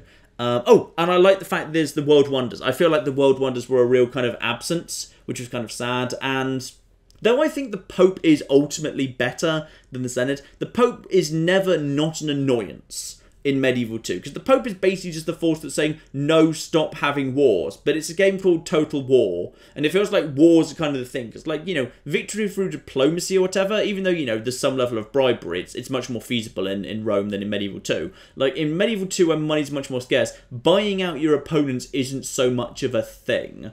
So, therefore, you're going to be doing wars a fair bit. And in a game called Total War about wars, having a guy who basically you can't get rid of, because even if you actually take Rome and kill the Pope, then basically the Vatican doesn't cease to exist. Basically, they just start petitioning other Catholic factions to give them a territory, and someone else will just give them a new territory to someone else, and a new Pope will just pop up. You can't defeat the Pope, you can't destroy the Vatican. It's not like the Senate in Rome. Like, they'll never stop basically just saying, no, stop fighting each other, even when you're perfectly justified in fighting each other. So there's bits I prefer in Rome, kind of overall. I think, like, just like the way battles on the field work, they're a bit more neat and a bit more tidy and a bit more colourful and a bit more easy to get your head around. I just prefer it just a little bit. It's not by a huge degree. I personally just think it works a little bit better. Hi John, I was wondering what your thoughts on the Emoji Movie were. I try not to think about it, thank you very much. Would you consider running a podcast for a stream? Well, you're getting a podcast right now. This is kind of my podcast. This right here is, you are listening to the podcast right this second. Watching your Skyrim playthrough reminds me of how much Bethesda toned down Fallout 4 in terms of massive number of side quests, unique NPC types, factions, etc. Why do you think they followed up Skyrim, which was beloved for its massive amounts of content, with a game 4 years later that dramatically pales in comparison content-wise? That's an interesting observation. I think there's a few different things there, which is, I think, say, Fallout 4 is architecturally more interesting. Like, if you go inside a random building in Fallout 4, I think there's a greater chance it's going to be something a bit more interesting than a random building in Skyrim is. So, Skyrim, if you go into, like, a cave or an underground dungeon, broadly, though there'll be some small variety in the puzzles or whatever, they're all very, very similar. There's nothing that interesting or unique there. Whereas, like, the architecture of ruined buildings and stuff you could find in Fallout 4 was a lot more interesting. And I personally say there's a more interesting variety of enemies in Fallout 4 than in Skyrim, because Skyrim, honestly, like, for the most part, you're just dealing with either a handful of archers and then mostly just a bunch of melee enemies. And sure, some of them are animals and some of them are monsters and some of them are undead and some of them bandits, but broadly, they all break down to pretty much the same thing. Like, you know, you run into a very small number of, say, you know, necromancers or whatever, or like conjurers or whatever. Like, you run into them on occasion, and quite frankly, it's nice to have the break. But when you compare it to, say, large swarms of fast but incredibly weak ghouls in Fallout 4, and I do like the way ghouls work in Fallout 4, where you blow their limbs off and whatever, and you leave them on the ground, that's really cool. Or, like, you know, the armoured shells of the Mirelurks, where you've got to kind of nail them right in the face, and then the occasional, like, massive queens that show up and whatever. Though, I guess you've got dragons. I think for, like, I guess there's more dragons than queens, but to me it felt like queens were more of a special thing than the dragons. And, like, you know, the super mutants, incredibly kind of bulky but slower moving and preferring melee stuff, and robots that were kind of interesting. I felt like there was a greater level of enemy variety in Fallout 4 than there is in Skyrim, to my mind. And maybe that's just because, like, the number of guns with their different effects feels a bit different, because, like, I guess, like, guns are kind of like spells in Skyrim, if you like. So it's like everyone's a magic user. And I guess if everyone's a magic user and there's loads of different types of magic, I guess, I don't know. It feels to me like there's a little bit more variety. It's variety in different ways. It's variety in different ways. And I will say that, to me, Fallout 4 feels a lot more dense. Like, I think Skyrim's beautiful, but the amount of empty space, or, you know, pretty, but still empty space between interesting stuff is greater. Fallout 4 is very, very dense. I've always said that in Fallout 4's favour. It's dense. You've mentioned several times that you love Skies of Arcadia but are hesitant to do a Let's Play of it, so I decided to watch some Let's Plays of it to judge for myself. My first impression of the game, I think I'm in love. I'm considering buying a GameCube just so I can play this game legitimately. Good choice. You have chosen wisely, my good man. Star Wars versus Star Trek. I was always more of a Star Wars fan when I was younger, but I do appreciate Star Trek, particularly Picard. I have a particular love for Picard these days. I've never been a massive Trek fan now, and, like, you know, I don't really particularly plan to watch Discovery or anything. And, you know, I'm more into, I think, like, the more recent Star Wars has been alright. I've not been, like, overwhelmed by it, but it's pretty good. Like, you know, Episode 7 was okay, Rogue One was alright. You know, I enjoyed them. I wouldn't say they were great, but they were alright. Enough that I will go and see Episode 8, which looks like it might be interesting. So, you know, I'm more likely to go and see Star Wars than Star Trek, but I'm not, like, you know, a massive, ridiculous OTT fan for either. If you had to pick Rift or Vive, well, Vive every time. Honestly, just technologically, it feels like the more powerful, interesting, well-put-together system. If you were to dominate the whole world, what would you have as your title? Sky Captain. Even if I didn't have a flying fortress, just Sky Captain, because it would confuse everyone. Would you ever consider doing a video or mini-series on Command and Conquer? I see no reason why not. I never really played it at the time. I've played it a little bit, but, like, at the time I was really more into StarCraft 1, the original, or rather, I suppose StarCraft, the original StarCraft. So, actually, speaking of which, yeah, StarCraft Remaster's coming soon. That will hopefully be on the channel as soon as I can get my little hands on it.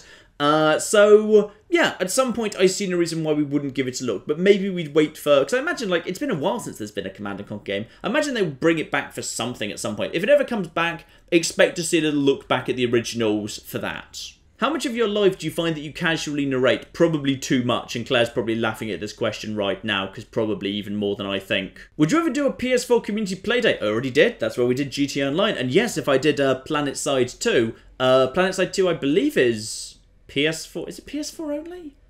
If it isn't, I've got the PS4 version, so yeah, if I ever did PlanetSide 2, that would be on PS4. Would you consider playing Realpolitik again? You know what, I kind of would.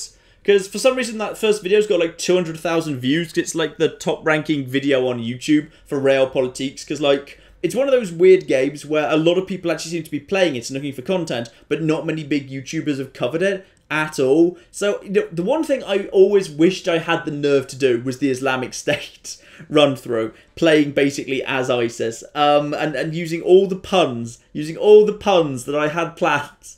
But I didn't dare do it, because that's basically, like, could very easily have been determined as basically glorifying terrorism, and that's the sort of thing that gets you kicked off YouTube. So I never dared do it. So, but I kind of wish I had, because it would have been great. It could have gone really well, because it could have got a lot of attention, but it could have also got very bad attention. It could have got me put on a lot of watch lists. So maybe sometime I'll actually kind of get the nerve to do the Islamic State run through of that, and then we can call the grand finale Daesh to the finish, which was always my plan for the grand finale of that series. See, I told you I had the puns planned. Are there any historical eras that you wish had more representation in games? Yes, 5th century BC Greece, damn it. Like, so many games set in ancient Rome. Give us some in Greece. Greece was fun too. Have you ever watched the BBC historical drama set in the early Roman Imperial period? I, Claudius. Oh, I'm British and I studied classic. It's quite frankly the lore I have to have seen I, Claudius. It's kind of hilariously bad, but it's also hilarious in general. It's good. It's good. Also, they show it to you in school, because, like, there's not many big series that have ever been made about the Roman period. So, like, you know, well, there weren't back then. Since then, there've been, like, ones like Rome and... I was about to say Spartacus, but the Spartacus series they do aren't really historical, are they? But I Claudius at least vaguely pretended to be historical, so they kind of made us watch it in school, but it actually had boobs in it. So it was one of the very few things they ever kind of put on in school that we actually watched in, like, Latin class that had boobs in it. That was very exciting when you're a teenager, that you actually get to watch something with boobs on it in school. Very exciting indeed. You know, it's fun. It's fun, but honestly, I can't remember it well enough to comment on specific points of historical accuracy. But I feel like, you know, while it tried, that maybe wasn't exactly its primary purpose. But it tried, damn it, and I'm glad it exists. In Skyrim, you seem to waver between your impulse to be moral and your impulse to sacrifice innocence to demons to gain more power. Well, you know, my daily life is like that as well, quite frankly. If you had to choose just one quest from Fallout New Vegas as a blueprint for creating an entirely new quest in a new Fallout game, which would you choose? I've always said for a question like this, Beyond the Beef, because Beyond the Beef branches and has multiple different interesting solutions, depending on, like, well, Beyond the Beef, but less buggy, because Beyond the Beef is a tiny bit buggy, and sometimes some of the quest givers kind of freak out if you do things in the wrong order. But Beyond the Beef, in terms of, like, branching paths, multiple solutions, you can begin it by speaking to multiple characters, you can end it in multiple ways, you can end it in, like, ridiculously hilarious ways by, like, eating one of your own companions, or, you know, setting someone up to be shot to death in a casino when they're totally innocent, or framing an innocent man by planting evidence, or kind of, you know, staging a daring breakout, or actually, like, you know, forcing a group of people to either eat or not eat, or poisoning the wine, and it's just, you know, there's so many really fun, interesting solutions to it. It branches off in so many interesting ways. It's like the perfect Fallout quest. If every quest in Fallout 4 had been like that, it would have been amazing. And I kind of hope that's more the direction they go, kind of Fallout New Vegas's style of faction and branching quests, combined with Fallout 4's gunplay and kind of overall kind of dense map layout and crafting system. If they blend those two together, you'd have the perfect Fallout game. A while ago you looked at Expeditions Vikings. Now it's out, would you consider doing another video on it? Honestly, like, the first video did okay, but, like, you know, it was a 3-part miniseries and it did fine, but by the 3rd part, interest had waned a lot, so probably we won't. Like, you know, we've got that first video that we did. Hang on, you know, I'm just going to check whether we even rank on that just out of interest. Oh, there we are, quite a long way down the first page, but we are still on the first page of the search results. About 52,000 views that got. But yeah, the thing is, a lot of people, the interest kind of dropped after the first part. Like, not many people watched the 2nd or 3rd part, to be honest. So, you know what, it was fun and entertaining enough, but it was a little bit on the scruffy side. It wasn't really enough, like, it wasn't a good enough game for me to make a full series of. Also, the FAQ says your merchandise is still not here yet. Sorry about that, I will change that. Next time we actually kind of revise the FAQ, I will change that. Hi John, your output lately is great, but it's officially reached the point I can't keep up with everything. Fallout and Total War are a must-watch for me. Are there any videos you've done in the last 4 months or so you'd recommend I absolutely not miss? Okay, my favourite stuff from the last 4 months.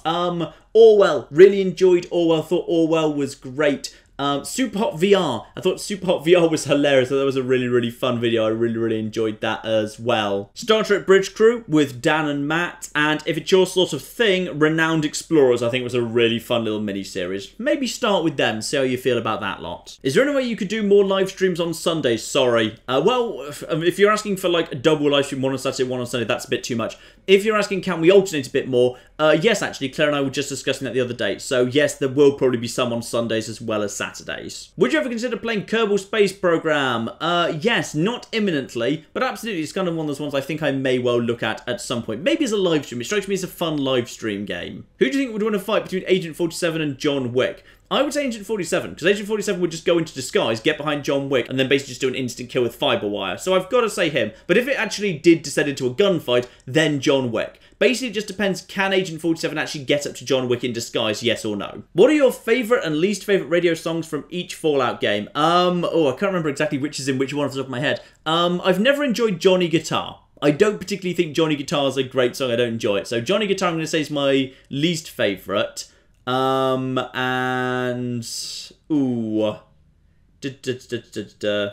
say Big Iron's going to be my favourite in New Vegas, and Anything Goes my favourite in Fallout 3. If you could have a dinosaur as a pet without worrying about space or housing, what would you have? I'd have a T-Rex. Because if you're going to have a dinosaur, at least get like a proper one everyone's heard of. You know, go big or go home. Would it be rude for us humble patrons to suggest people who might work well in a crossover? No, go for it. Suggest collaborations. You go nuts. So it's halfway through the year. Can we get your top games of the year so far? Oh, God. I'll provide, like, updates at the end of the year. Like, you know, I've loved things like Prey and Dishonored 2. Tacoma has been really damn good. Tacoma I absolutely loved. Like, all of those are going to be really high up on my games of the year. Like, those are some of my favourites so far. But, like, I've had a lot of stuff I've really enjoyed. It's going to be difficult to get it down to just 10, so I might do, like, top 15 at the end of the year. Is there any plan for a multiplayer Stellaris thing for patrons? At some point, yes, but I need to figure out what the rules we're going to run it are, because otherwise it could literally last 4 days. Any chance of playing the Broomer mod after or during Skyrim? I have no idea what that is. But honestly, like, I don't really kind of have much interest in, like, the big story expansion mods for Skyrim. Like, after we're done with Skyrim, like, we'll probably either do some form of, like, ridiculous, stupid challenge for Skyrim, or we'll go and do something else in Elder Scrolls. We'll go back to, like, Oblivion, say. Or, who knows, by the time I'm done with Skyrim, probably bloody Elder Scrolls 6 will be out. You often say you've had your eye on a game for a while, even if the version you're playing is super early access. How do you find these games?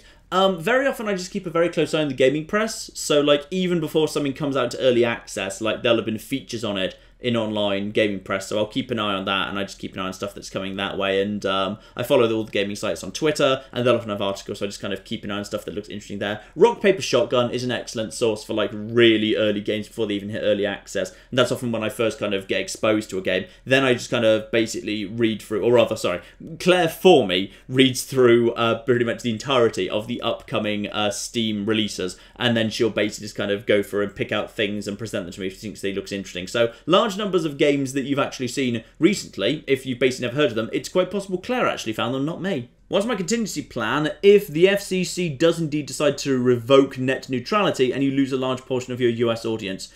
Honestly, if the US ever did do something that stupid, as, like, throttling YouTube unless you had, like, the right package or something, one, I suspect people would just, you know, buy the package that would give them access to something as basic as YouTube. Like, if there was, like, any form of package, I imagine the Google products would be in the lowest tier of package. Like, everyone would basically, who was buying a package, would have access to all of Google's properties. Because, like, the whole point of it is it's going to favour the big corporations that are going to get themselves into the cheaper packages, and then, you know, smaller competitors won't be able to compete. So I strongly imagine that, like, even in the cheapest, lowest packages, Google would still be available, as would YouTube. But even if the US did something that stupid, and who knows, maybe they will, you know, there's not much I can do, really.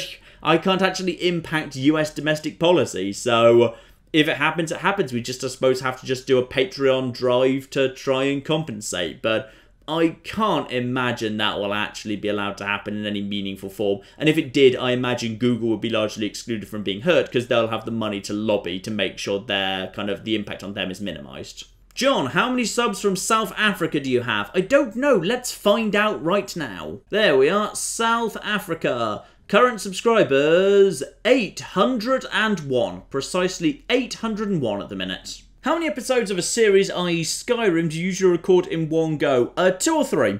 It's very rare I record more than 2 or 3 in one go, because I don't really like getting that far ahead, because I like to be able to respond to the comments. I can only do that if I could, like, you know, if I'm not that far ahead in the series. So generally, I'm not more than 2 or 3 parts ahead. Do you regret you didn't start live streaming earlier? Not really, because I didn't have the capacity for it. Like, before Claire was actually working for the channel, there's no way I'd have been able to do it at the same time as doing all the videos I do. And the videos have built the audience that allows me to live stream effectively, because, yeah, the live streaming is worth a good amount of donations, but there'd be no donations without the community, and the community was built by the videos. So it's all a nice circle. So I think it's all worked out just fine. What do you think if someone donates $100 to you during a live stream? I think, wow, that's amazing.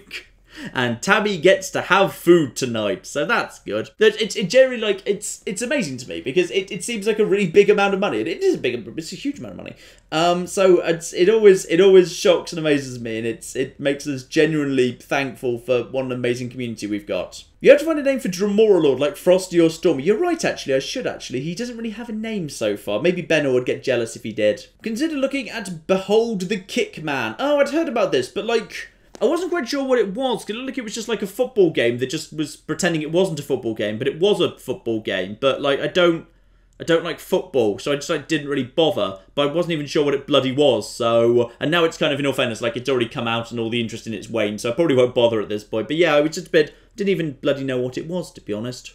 Hi, John, what make of car do you drive? A really, really crappy little old Honda Civic. It's a naff old thing. It's a naff old thing. But I love it because it's already covered in dents. So, like, if it gets banged, I don't care because it's already banged. So I wouldn't even bloody notice.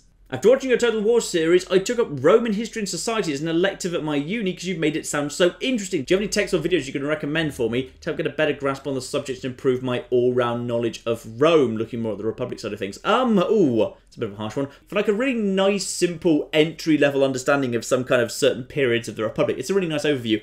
The Extra Credits or Extra History series within Extra Credits is pretty good. They've done like a few series on various bits of Rome, more on the Republican era. So that's a nice little entry point, just for some eras you might actually not be too familiar with. What's your least favourite location in the UK and why? Southampton, because of its stupid one-way road system. I once had to drive down there. To drop someone off in Southampton. And bloody hell, the road network was a nightmare. Just one-way systems feeding into one-way, and suddenly I'm feeling like I'm not the right person to make this complaint after what I did in City Skylines.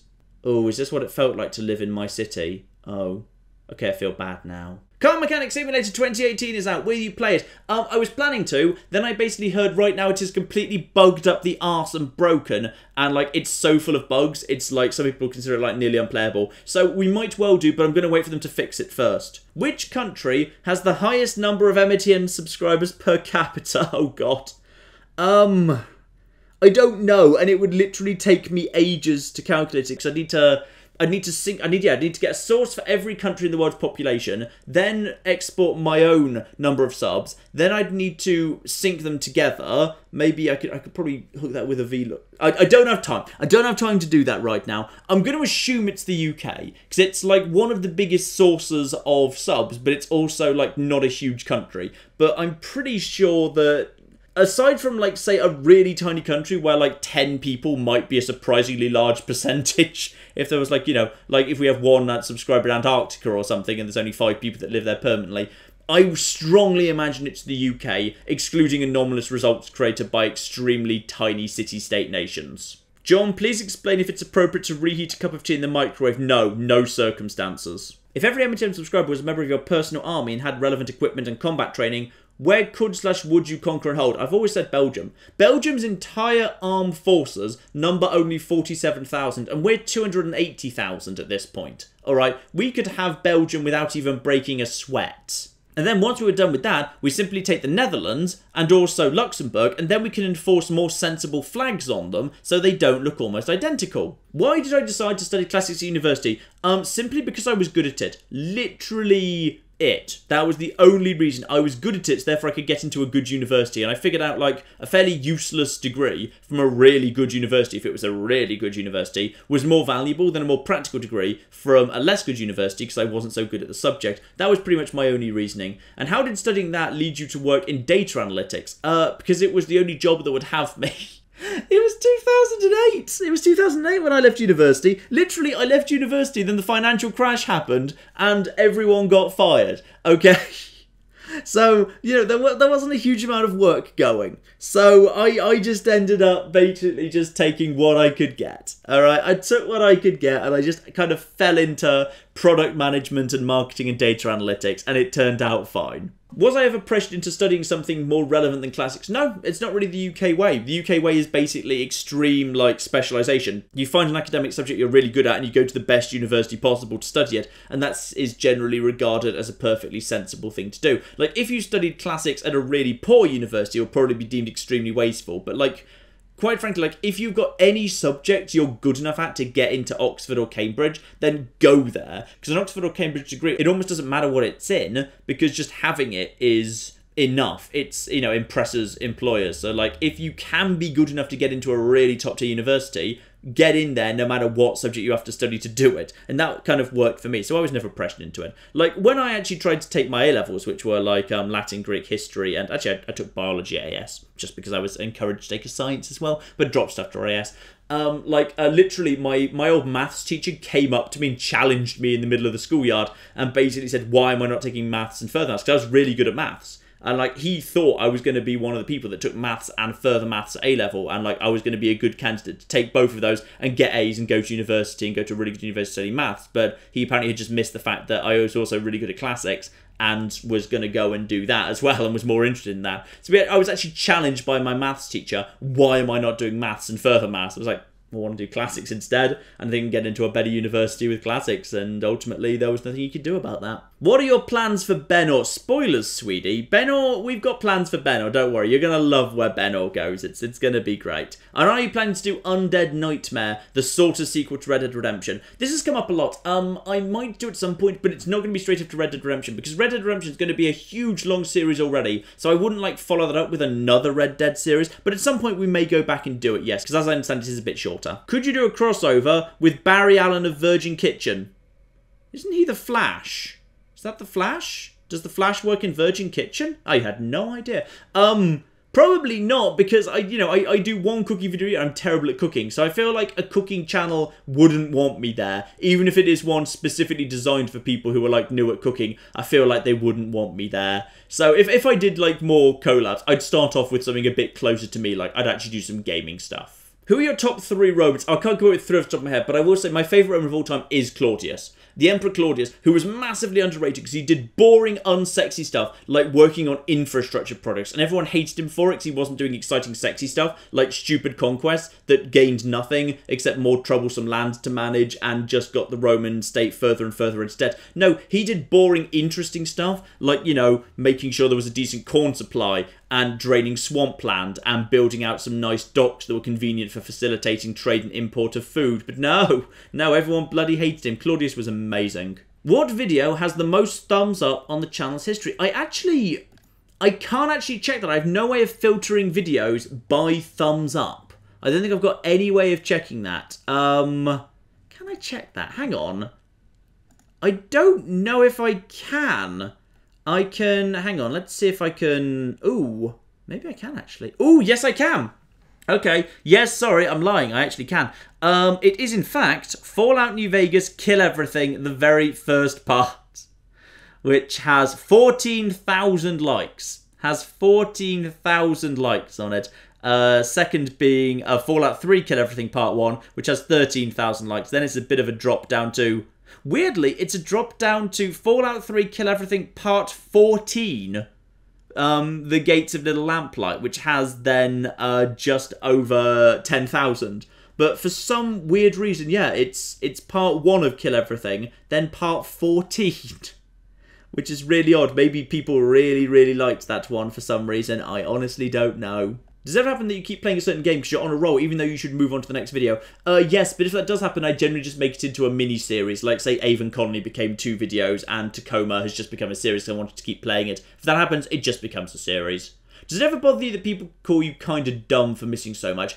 sometimes I feel like the perception -1 joke goes a little bit too far. Like, I don't mind it, but sometimes people are a bit mean-spirited with it. Like, in the same way that I think Matt doesn't like hashtag Matt fucked up, sometimes I don't like people just kind of throwing, John perception -1, even when, like, you know, it's something that is very easy to overlook, or like the game's UI was not 100% clear, or you've got to remember, like, you may love this game and it might be a game you're familiar with, I'm playing it for the first time and I'm trying to also commentate and come up with an edit in my head at the same time. So sometimes some people are a little bit mean with it, but it doesn't really bother me that much. John, are you planning to revisit Rome Total War again, or the expansions? Yeah, Barbarian Invasion is coming up in the not-too-distant future, I would say. That's kind of vaguely where I'm thinking of going next-ish. Hey, John and Claire, is there anything you wanted to ask us? That's right, I want to ask you guys, are you awesome? Actually, don't bother answering that. I know you are. What is the most weird game you like, but everyone else you know just seems to hate, dislike, or doesn't understand? I'm not sure whether everyone I know dislikes it, but I have a real fondness for Ultimate Epic Battle Simulator, even though it's just blatantly, completely broken.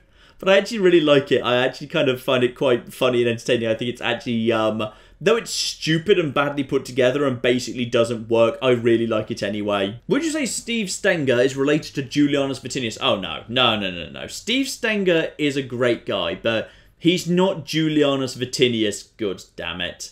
And you've also asked whether I could, like, associate the other Jones together. Like, I'm not sure I can, like, and I don't really kind of mean to, because, like, I don't like drawing parallels between series, like, you can't just have every series in Total War just, like, be a constant reference to them, which is why I kind of keep the references down a bit. Like, you know, I've name-dropped, like, Julianus Vatinius maybe, like, you know, twice or something in the entire Medieval 2 series, and I want it to stand on its own and be its own thing with its own people and its own mythology that's separate from Rome Total War, because I don't want every series to just be, like, wallowing in nostalgia for the previous one. So I kind of actually try and avoid doing that, if anything, actually. I don't have an interesting question this month. What is something you'd like to tell your Patreon community? You guys are awesome. Oh, I already said that. Well, let's say it again. You guys are awesome. What's the scariest thing you've ever done? I've never really done that many scary things, to be honest. I've kind of steered away from scary things. I've walked on the glass floor at the CN Tower. That's quite intimidating. I've been on some big roller coasters in my youth. I've been on... the water parks in Florida. Like, what's it called? Blizzard Beach with its ridiculously big drop... slides. I've been on those. Those are bloody terrifying, so I guess that might count. Have you ever considered doing a co-op video of Magicka? I actually have in the past. I'm just not quite sure who with, and it's not top of the list. There's like a few co-op videos with Claire or with Matt, or if I could get him, with Dan, that I'd do ahead of that, so maybe at some point. What are some commonly held misconceptions about the ancient world that really frustrate you? The statues are white. You always see that the statues are white. Whenever you see, like, you know, Rome pictured, like, all the statues in Greece and in Rome will always be, like, really white marble. They'll just be white marble statues anyway. We know that's wrong. We absolutely know that's wrong, because now we can kind of basically, we can use science to detect flakes of paint on the surface. We know that actually the statues in the ancient world were stupidly gaudily painted. They weren't white at all. They were painted like, you know, ridiculous bright reds and greens and stuff. They were ludicrously gaudy. But it's kind of like how now we know loads of dinosaurs have feathers, but even though we know that, like in Jurassic Park films, they'll never have feathers because people just think dinosaurs should be like big lizards that don't have feathers, so they're never going to have feathers. In the same way that, like, people now just know, in inverted commas, that, like, statues in the ancient world were white marble, so therefore they can never be painted, even though we now know they were ludicrously gaudily painted. So that's kind of sad that even though we know it's not true anymore, it keeps being gotten wrong. Would you consider playing Terraria or Starbound? Honestly, like, 2D side-on crafty, big procedurally generated stuff, it's never really been my thing.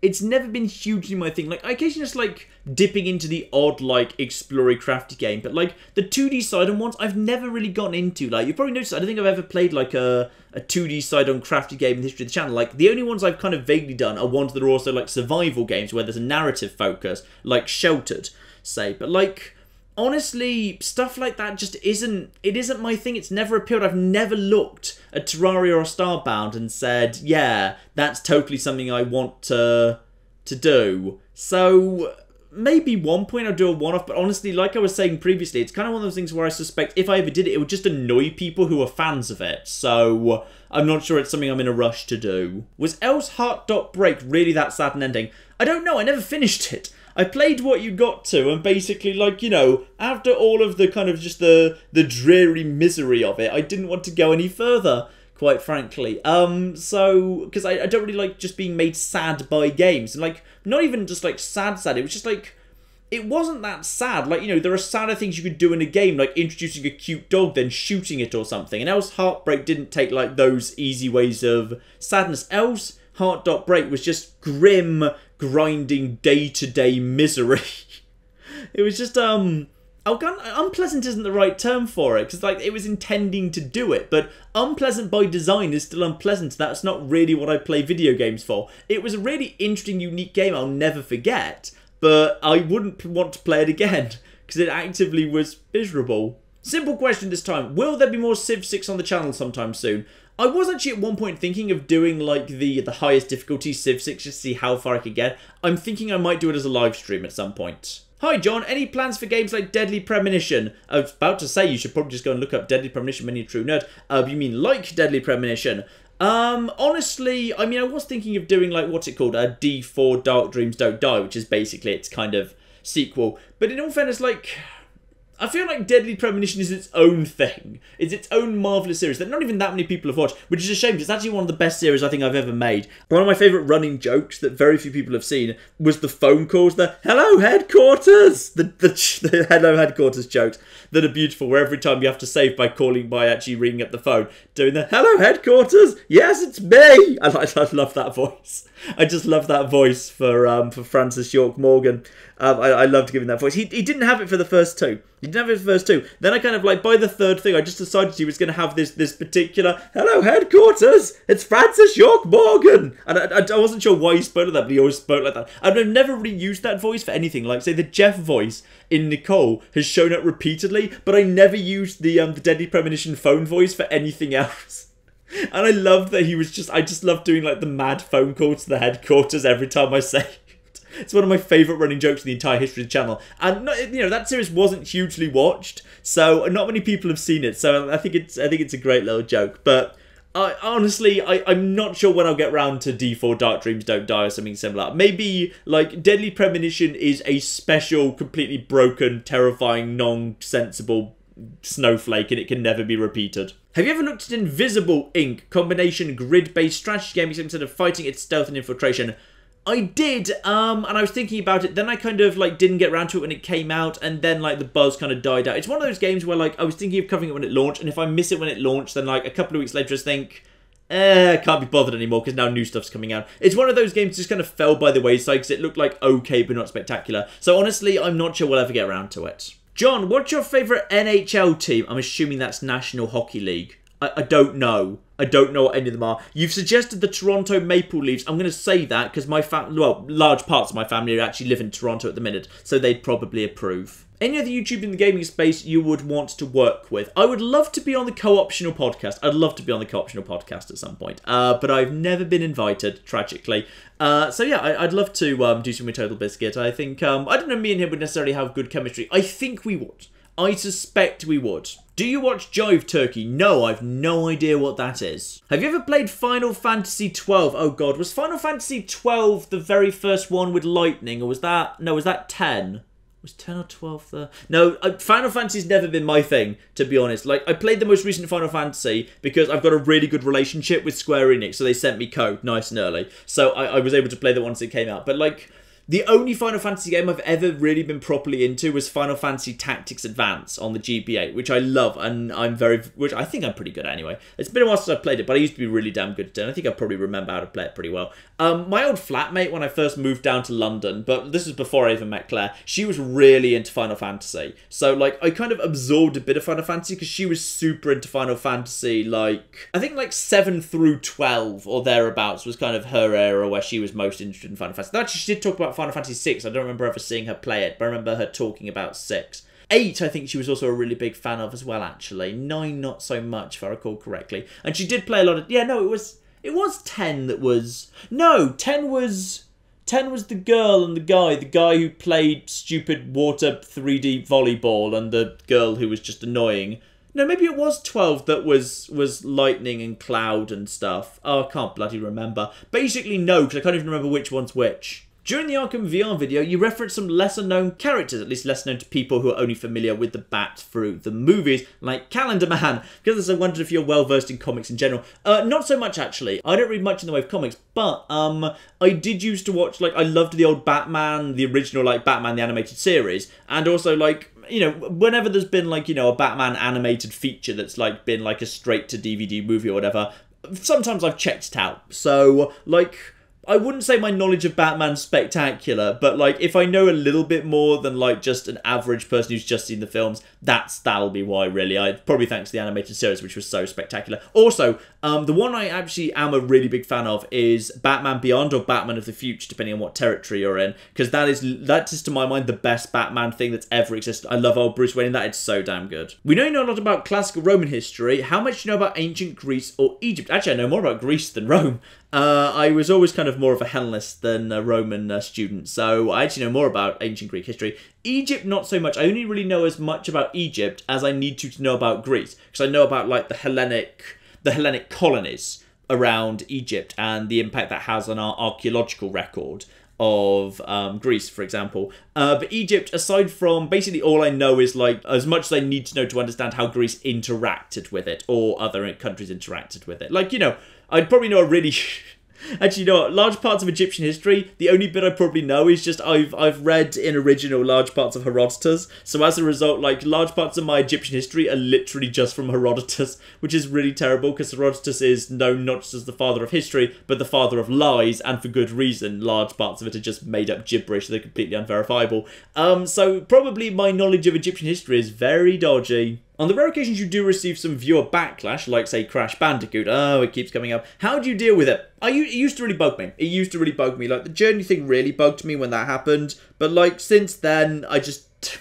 You know, when you get negativity, you just don't care, because you can't, because, like, as the community gets bigger, more and more you're going to do things that don't kind of, like, you know, anything you do, someone's going to be vocal. There's going to be a vocal minority for literally everything. Like, if I play Fallout, there's going to be a vocal minority that's like, oh, you do nothing but Fallout. And if I do, like, loads of Total War, it's be, oh, I don't care about Total War. And if I play Skies of Arcadia, there'll be a vocal minority that's like, oh, I don't care about this stupid old game, why are you playing this? Like, there's going to be a vocal minority that hates literally everything. So at that point, I don't care anymore. And I just basically pretty much decide, all right, fine, you know what? If you don't like this, fine, we don't do it again.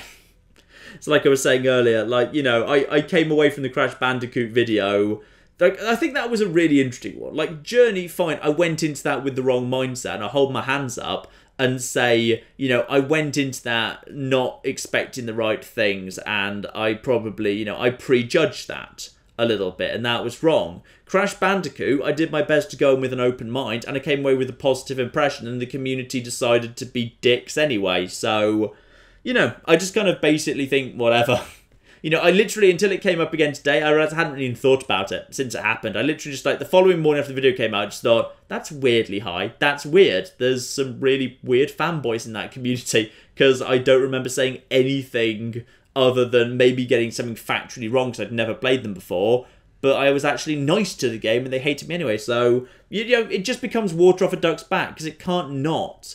Because, like, literally every video I put out, there'll be some dislikes and some comments that are just like, no, this is stupid, I don't like this, why are you so bad at this game, God, I hate this game so much, God, I hate you playing this game so much, why are you so bad at this game? And, like, if I literally responded to all of those by, like, oh no, that must be true because one person said it and everyone else must be thinking it, so I better cancel this series, there wouldn't be a many true no, because I'd cancel the channel tomorrow, because every video would have something like that. So you've just got to start ignoring it, pretty much. Which, you know, it sounds wrong, but, like, ultimately, when a community gets big enough, you've just got to have faith in yourself to know what the right thing to do is and what the right videos to make are. And that's just how it has to be. So that's just how it is, unfortunately. So you just grow to ignore it, basically. You've mentioned in the past you participated in NaNoWriMo. What kind of novels did you write? Did you finish? I finished pretty much every year, and so far as I finished 50,000 words. I didn't always finish the actual... novel. Do you still participate? No, I'm too bloody busy.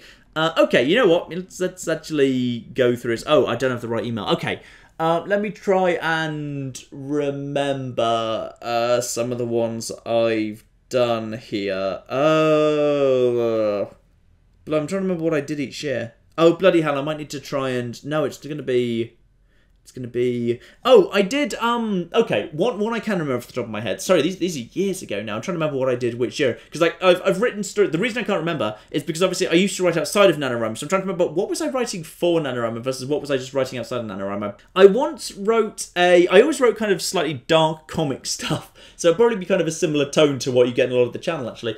One NaNoWriMo, I wrote kind of just the sketched outline of a superhero thing, which I called Flying Etc. It was called Flying Etc.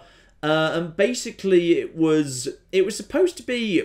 Well, like, when you say these days a dark superhero thing, I think it carries a very different weight, because dark superhero these days means like, gritty, and I'm going to kill people, I now kill people, and I'm dark and brooding and emo, and I'm Batman. But I don't mean it like that. I mean it like darkly comic, which is, it was kind of, you know, it was, I'm trying to think of the best way to describe it now. I don't think I've read this for flipping years. But basically, it was still light-hearted, but it was darkly light-hearted. It was a British dark comic surrealist thing that was basically about... It was basically like about a coming apocalypse being dealt with by superheroes who were blatantly ill-equipped to deal with it. It was like basically focusing on like the D-team superheroes, if you like. The one who have got kind of like pretty useless powers, who were normally dispatched to really, really, you know, low-level emergencies, and for the most part don't really do anything, having to deal with, like, the apocalypse. And I like universe building more than actually, like, writing stories, which is probably why I was terrible as a writer, and most things never got finished, because I was too busy, like, coming up with ideas for the universe, and writing, like, short stories set in the universe, and set in that setting. Like, I came up with this whole idea that I wanted the moon to have become, like, this was in, like, an alternate universe, so I wanted, like, the moon to be this independent, like, breakaway nation, which basically existed for tax purposes. So every corporation on Earth was basically headquartered on the moon for tax purposes, and you know, large numbers of people like were resident on the moon for tax purposes. So it was this kind of very kind of grim kind of gated communities of kind of massive empty moon space. The moon had just been all carved up, and large numbers of supervillains used to live on the moon, but the real estate got too expensive, so they all had to move back down to Earth, because now there was nothing but kind of, you know, tax dodgers and corporations up on the moon. It was all very strange, weird ideas. Some of it was alright. Maybe like, you know, maybe by next month, if this comes up again next month, I will actually try and dig out some samples of NaNoWriMo, and next month we could do a reading. Would you be interested in getting a reading of some old stuff I've written next month? Because we could have a little reading corner with John, if you would be interested. Let me know if you'd be interested in that. Oh god, this has been going on so long. This is the longest Patroncast by ages. Right, let's get this done here. I think we're almost done. We're almost through the questions. What makes Marks and Spencer so fantastic? The food. It's all about the food. The food is just wonderful. It's just, you know, it's not just a croissant when you get it from Marks and Spencer's Bakery. It's an M&S croissant. That was an advert, by the way. There was an advert where it's not just a thing, it's a diddly M&S thing with the sexy female voice.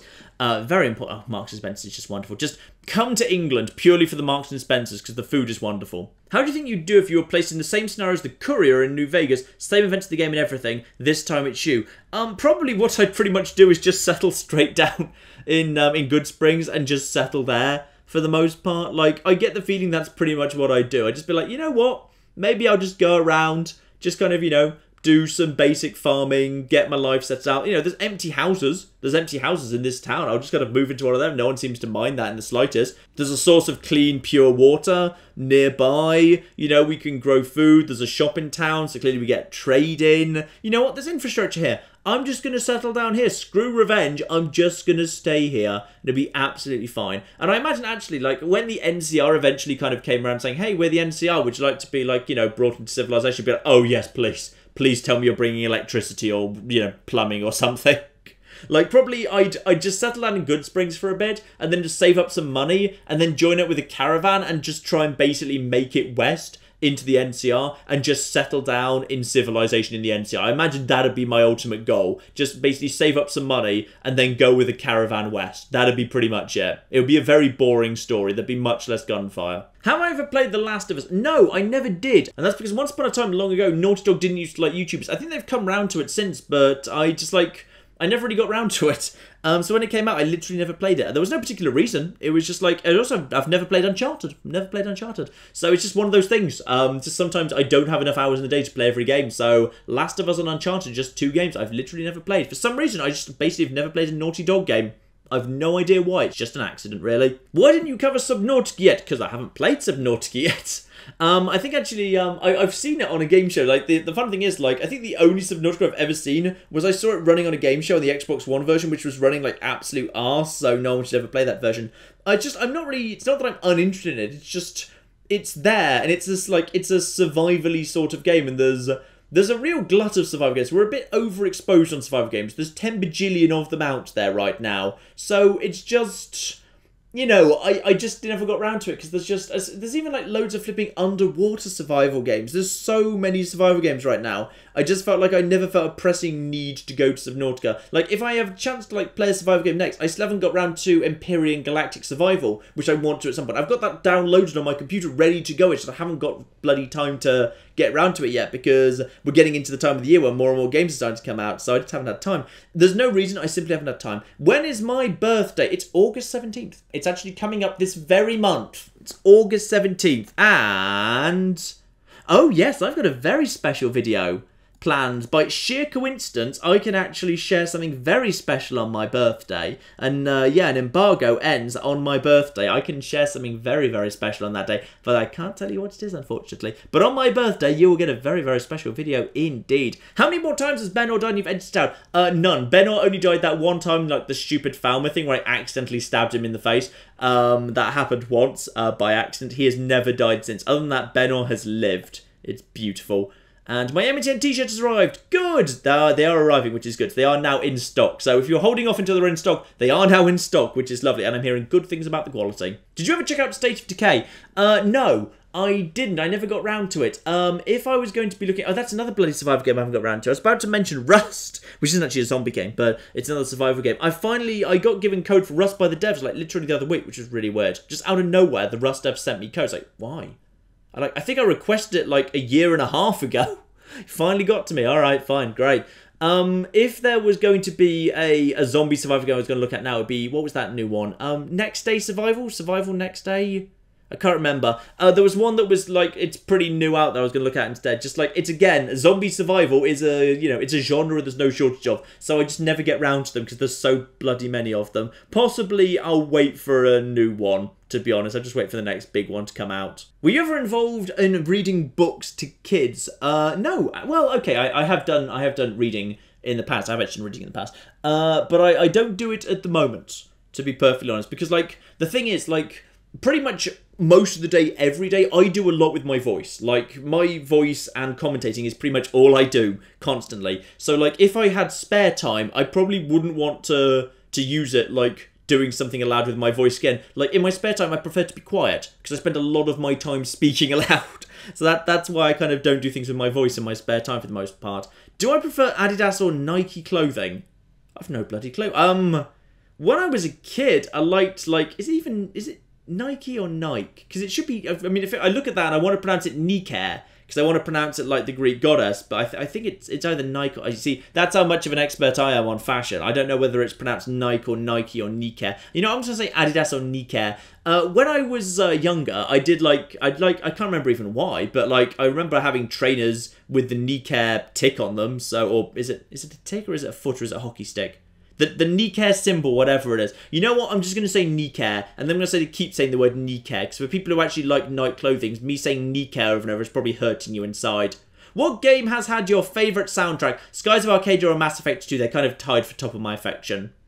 My table is assaulted by cup stains, and I need an MATN brand defence against it. Coming up next, my plans for the next round of merch is going to be the coaster set, a new mug, and something smaller, like a little pin badge. So for people who like want to spend a little bit less, there's going to be a little pin badge. It's going to be cheaper, and also the postage should be way cheaper because it's really light. It can just slip inside an envelope. So that's kind of vaguely the plan next. What happened to the H in your name, John? It was never there because my name is short for Jonathan. And you might have been asked this, but I didn't see it in the FAQ. Do you plan on doing Fallout 2 after Fallout 1? At some point, yes, but not straight after. I want to do some other stuff before Fallout 2. I don't want two retro series next to each other. Have you ever fired your gun up in the air and gone, ah? No, the situation has never come up, but I am planning to visit a small village in the middle of Somerset soon, so who knows, it may happen. Why has Gone Home never appeared on the channel? I can't even remember. I played it, I can't remember why I played it and I didn't record it. I genuinely can't remember. But now that I've played it through, like, there's no point in me recording it now, because, like, the joy of Gone Home is experiencing it for the first time. But in all fairness, by the time you've read this, we're doing Tacoma, so Tacoma's basically the same thing but in space, so you can basically experience space Gone Home that way. Why do you find games such as Tacoma to be appealing? I don't. Normally I find walking simulators boring as sin. Tacoma and Gone Home are the exceptions because they've got such spectacularly good writing and voice acting, and that makes the exception. The story and the voice acting makes them the exception, not the rule. And the final question, besides the elusive cowboy dating simulator, what other dating sims are you hoping to stumble upon? Well, I have stumbled upon C14 Dating Simulator, the archaeological dating simulator game, where a team of archaeologists on an archaeological dig end up dating. And oh yeah, you're going to be seeing that one sooner rather than later. Alright, ladies and gentlemen. Oh, that's enough for now. This is the longest one ever. This is going to be the longest Patroncast of all time by quite some distance. Oh, Claire's going to hate me. This is going to take a bloody long time to edit. And Claire doesn't want to spend a long time editing this one because Claire has to pack up to go to those conventions I mentioned, so Claire's not going to be thrilled when I tell her about this. So, in that case, I'm not going to do a long outro. I'm simply going to say, good month ahead. July was great. August. I'd love it if we could break like 5 million views in August. It would be lovely to break 5 million views. I've been wanting to do that for so long. So, hopefully, we can do that. Thank you all so very much, patrons. You keep this whole business going in this crazy time we live in of stupid ad revenue and, revenue diversification. But you're the best revenue diversification. You guys are awesome revenue diversification. I will see you all next week. But in the meantime, I've been Johnson, it's been many a true nut, and this has been the Patroncast for July, sort of 2017. Thank you very much, and stay awesome.